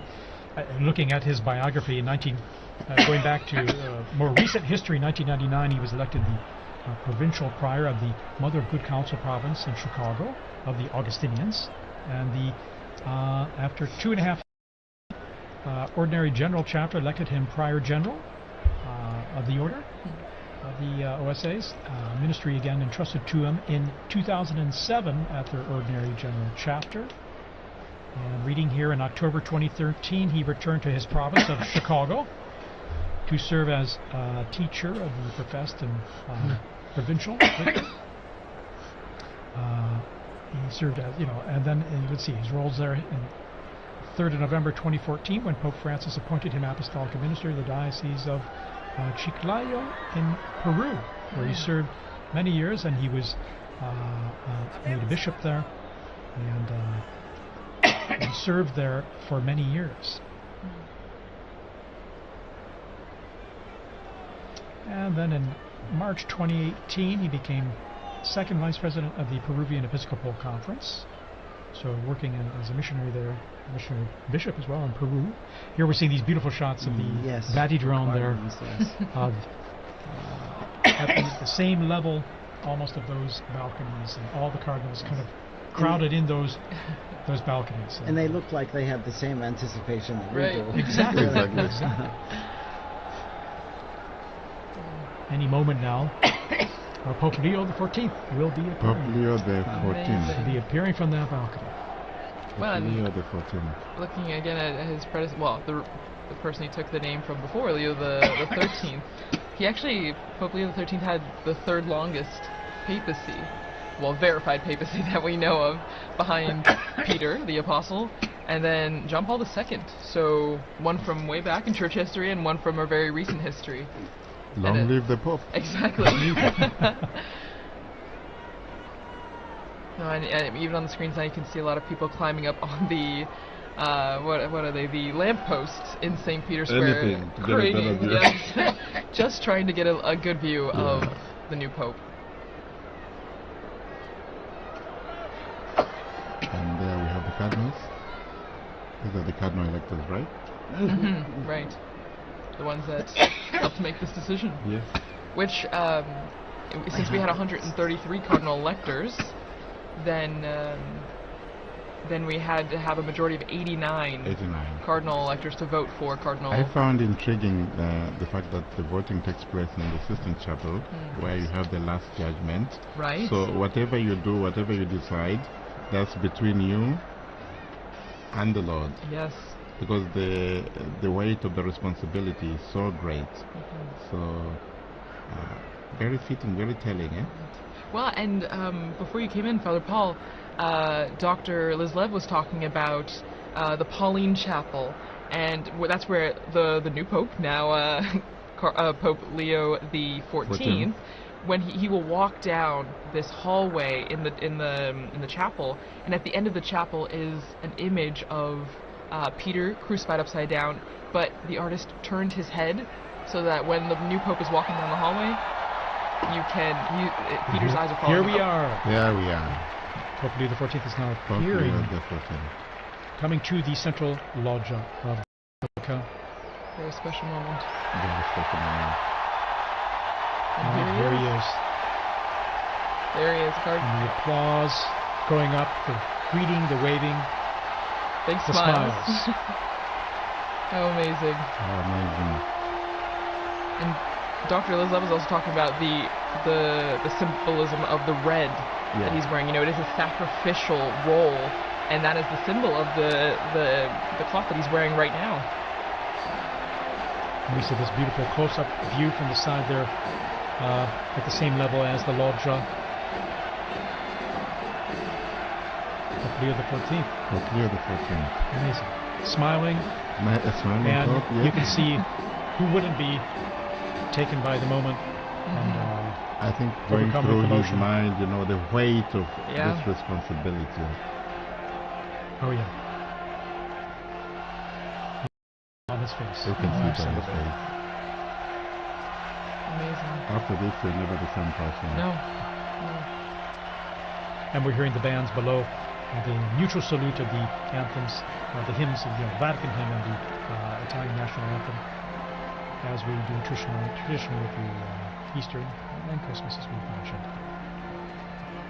And after this, now Pope Leo the 14th, he will give a greeting and his first apostolic blessing, the Urbi et Orbi, to the city and to the whole world. So that blessing extends to everyone who is watching, everyone who is listening, your family, wherever you are. It's a great moment to prepare ourselves for this first blessing. This most solemn blessing, you can just feel and see the emotion on his face. Yeah.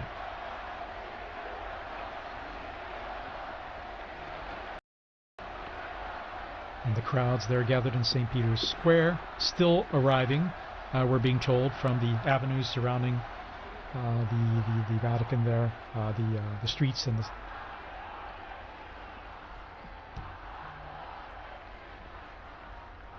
So just getting messages here, congratulations, God bless the Pope. And you can hear the chanting from the square.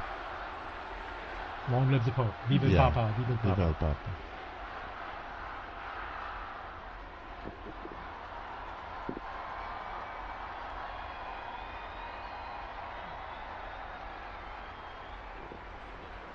And we're all silent now, awaiting his first words.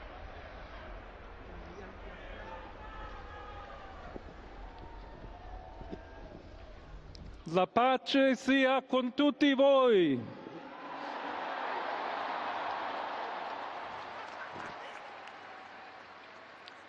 Fratelli, sorelle carissimi, questo è il primo saluto del Cristo risorto, il buon pastore che ha dato la vita per il gregge di Dio. Anch'io vorrei che questo saluto di pace entrasse nel vostro cuore, raggiungesse le vostre famiglie, a tutte le persone, ovunque siano, a tutti i popoli, a tutta la terra. La pace sia con voi.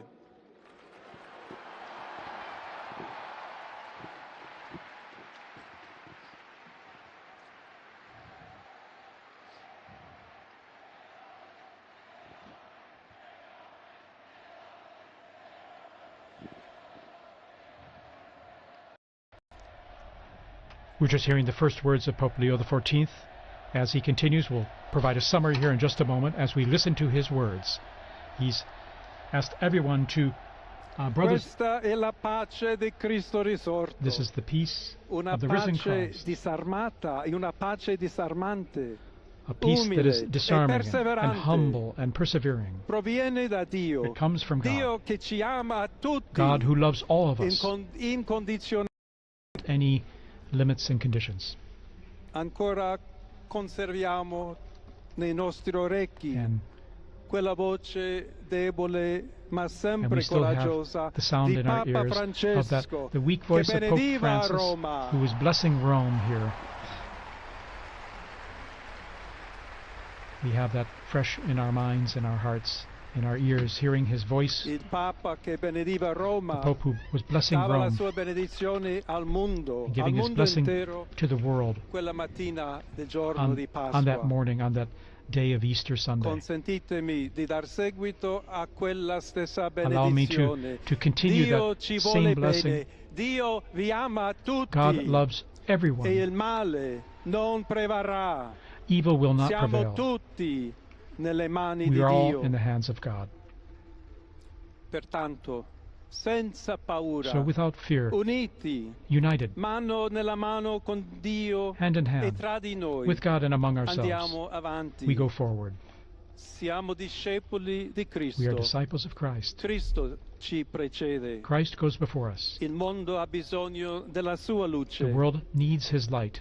L'umanità necessita di Lui come Humanity il ponte needs per him. essere raggiunta da Dio e dal suo amore. But as the bridge between God and his love. Aiutateci anche voi, poi gli uni gli altri, a costruire i ponti May we all con il build dialogo, bridges con with l'incontro, dialogue and encounter, unendoci tutti per essere un solo so that we can popolo, all be sempre in pace. one people, all in peace. Grazie a Papa Francesco. Thank you, Pope Francis, for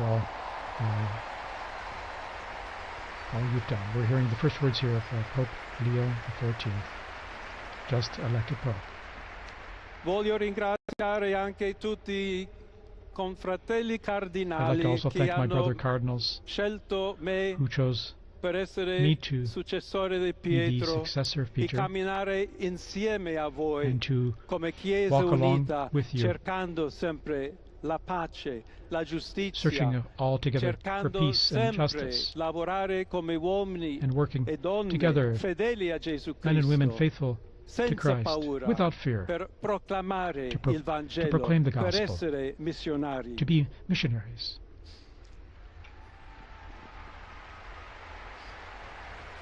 Pope Leo offering these initial words, which we're just translating on the fly here. Un figlio di Sant'Agostino, I'm a son of Saint Augustine, agostiniano, and I'm an Augustinian che ha detto: con voi sono cristiano who said, e per voi vescovo. with you I In am a questo Christian, and senso for you I am possiamo a bishop. tutti camminare So insieme may we all verso quella walk together patria towards that, la quale Dio ci ha preparato. to the place that God has prepared for us. May we walk together, Alla accompany each other. Chiesa To the Church di Roma, of Rome, un saluto speciale. a special greeting. As Bishop of Rome, of course, a special greeting. Dobbiamo cercare insieme come essere We've una got to chiesa look missionaria, at how we can together be a una missionary chiesa church, che costruisce i ponti, a church that il builds dialogo, bridges, sempre aperta a ricevere, that is come that questa is always piazza open con le to braccia receive aperte a tutti, everyone, tutti coloro just like che in hanno this square, bisogno to receive della everyone, nostra to welcome carità, la everyone, nostra presenza, our charity, il dialogo, our l'amore. dialogue and love.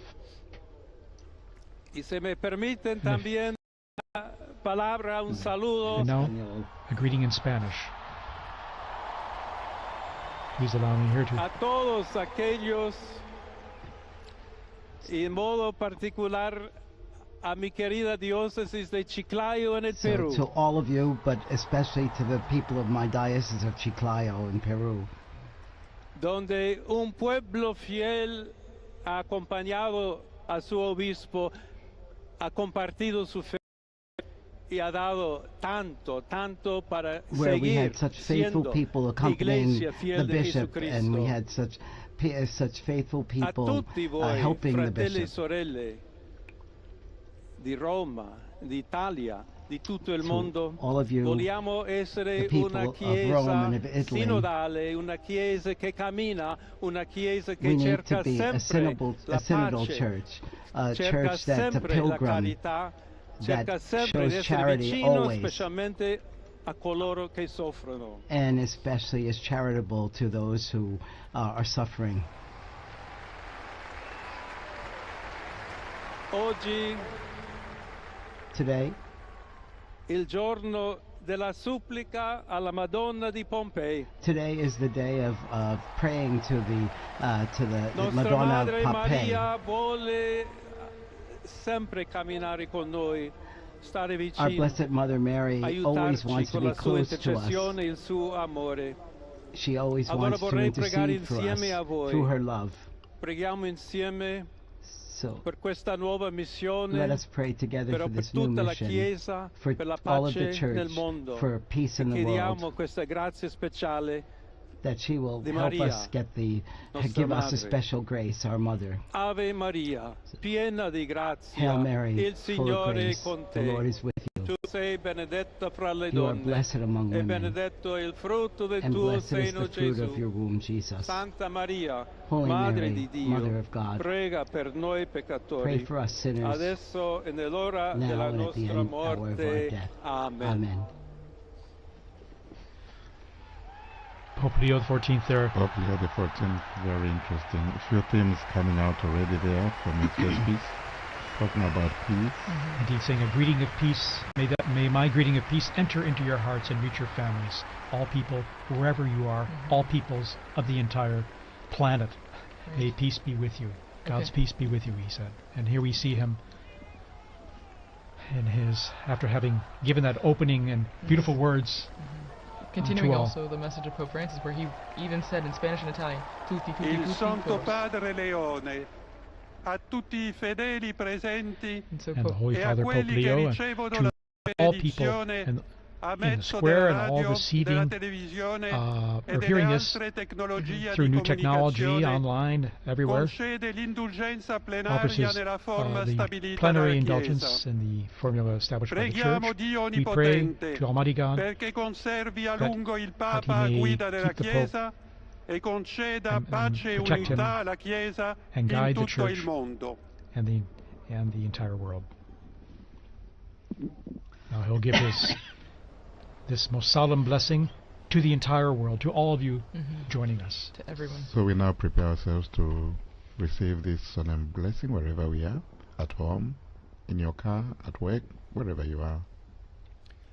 Sancti Apostoli Petrus et Paulus, de quorum potestate et auctoritate confimus, So ipsi intercedant pro nobis ad the Dominum. holy apostles Peter Amen. and Paul, Precibus et meritis Beate Mariae semper Virginis, and we also Beati pray Michaelis to the Arcangeli, Blessed Mary, Beati Ioannis Baptiste, to et Sanctorum Apostolorum Petri et John- Pauli et omnium Sanctorum, misereatur vestri omnipotens Deus, et dimissis omnibus peccatis vestris, perducat vos Iesus Christus ad vitam aeternam.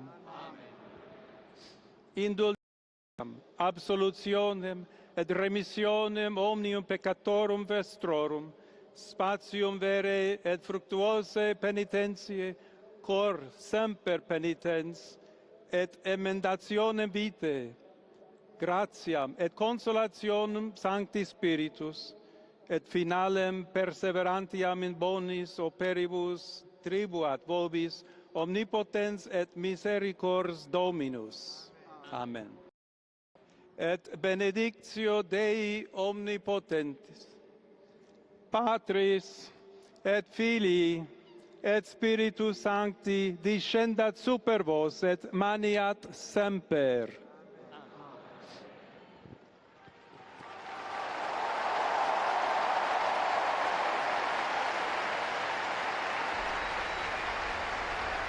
And we just heard the blessing there, received the blessing there of Pope Leo XIV, and to the world, to the city, this most solemn blessing to all of us and all of you listening and watching out there.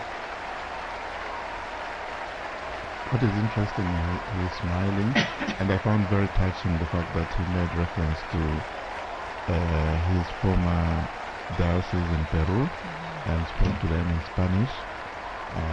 Very, very touching moment, and how they are thanking them for how they accompanied him. And from this moment, I think we all accompany the new Holy Father with our prayers and support. And once again, he asked, just like Pope Francis did before, he asked for continued prayers. You know, this is a heavy task, as we all noted before, and he continues to ask all of us for prayers and also for the intercession of Our Lady on the special feast day. and he asked us especially to be bridge builders, as he is the Pontifex, the bridge builder as well, that we should all be building bridges, both here in the diocese dioceses of Rome, in Italy, and throughout the world, and that we should build that on fraternity and on solidarity and on dialogue. So many times Pope Francis told us the same. There have been false debates, I think, in leading up to this about unity and diversity and things, but he's made it clear that he's looking for us to be united, but also to be the bridge builders and to bring about peace in the world through We're seeing this stunning footage, or this video of Vati drone there going close to the balcony and seeing, I think for the first time, unique images like this up close. The new Pope. There's about 100,000 people we're getting in the square right now who are seeing Pope Leo the 14th for the first time. Here's Sister Nora Pimentel from the border of Texas and Mexico that Pope Francis, she spoke to him when he was there. It's amazing, all the people who are appearing in the square now, and the connections they had present and past. Again, quite a novelty, an American Pope, and here he is waving, and again, once again, you can see the emotion and sense of responsibility, the weight of the office. Well, and this is a beautiful view, seeing from inside the loggia, looking out, what he would see as he waves to the crowds. It's a very interesting place there. I don't know if you remember, we used to do the commentaries from that place. Indeed, commentary positions behind, off to the side of that big hall of blessings, and after those blessings, we would greet the Pope as well, briefly afterward, on Easter or at Christmas. Well, that's our historic moment. The warning is over. We have a new Pope. And let's see, Rachel, you were telling us here about, you were translating the prayer. This is the prayer that is read, the blessing, I'm sorry. So, may the holy apostles Peter and Paul, in whose power and authority we trust, intercede for us before the Lord. Through the prayers and merits of Blessed Mary of the Virgin, St. Michael the Archangel, St. John the Baptist, the holy apostles Peter and Paul, all the saints, may Almighty God have mercy on you and forgive you all your sins, and may Jesus Christ bring you to happiness today. And speaks about the indulgence and the absolution and remission of sins, and he also gives the blessing.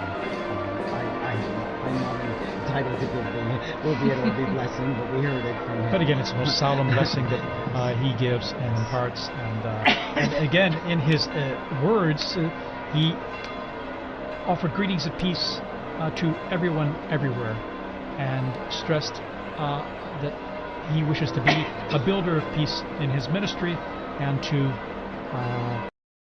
that we can all be part of that in our own efforts in what we do. And 2 or 3 times mentioning the word missionary, I think probably also echoing his own experience as a missionary bishop.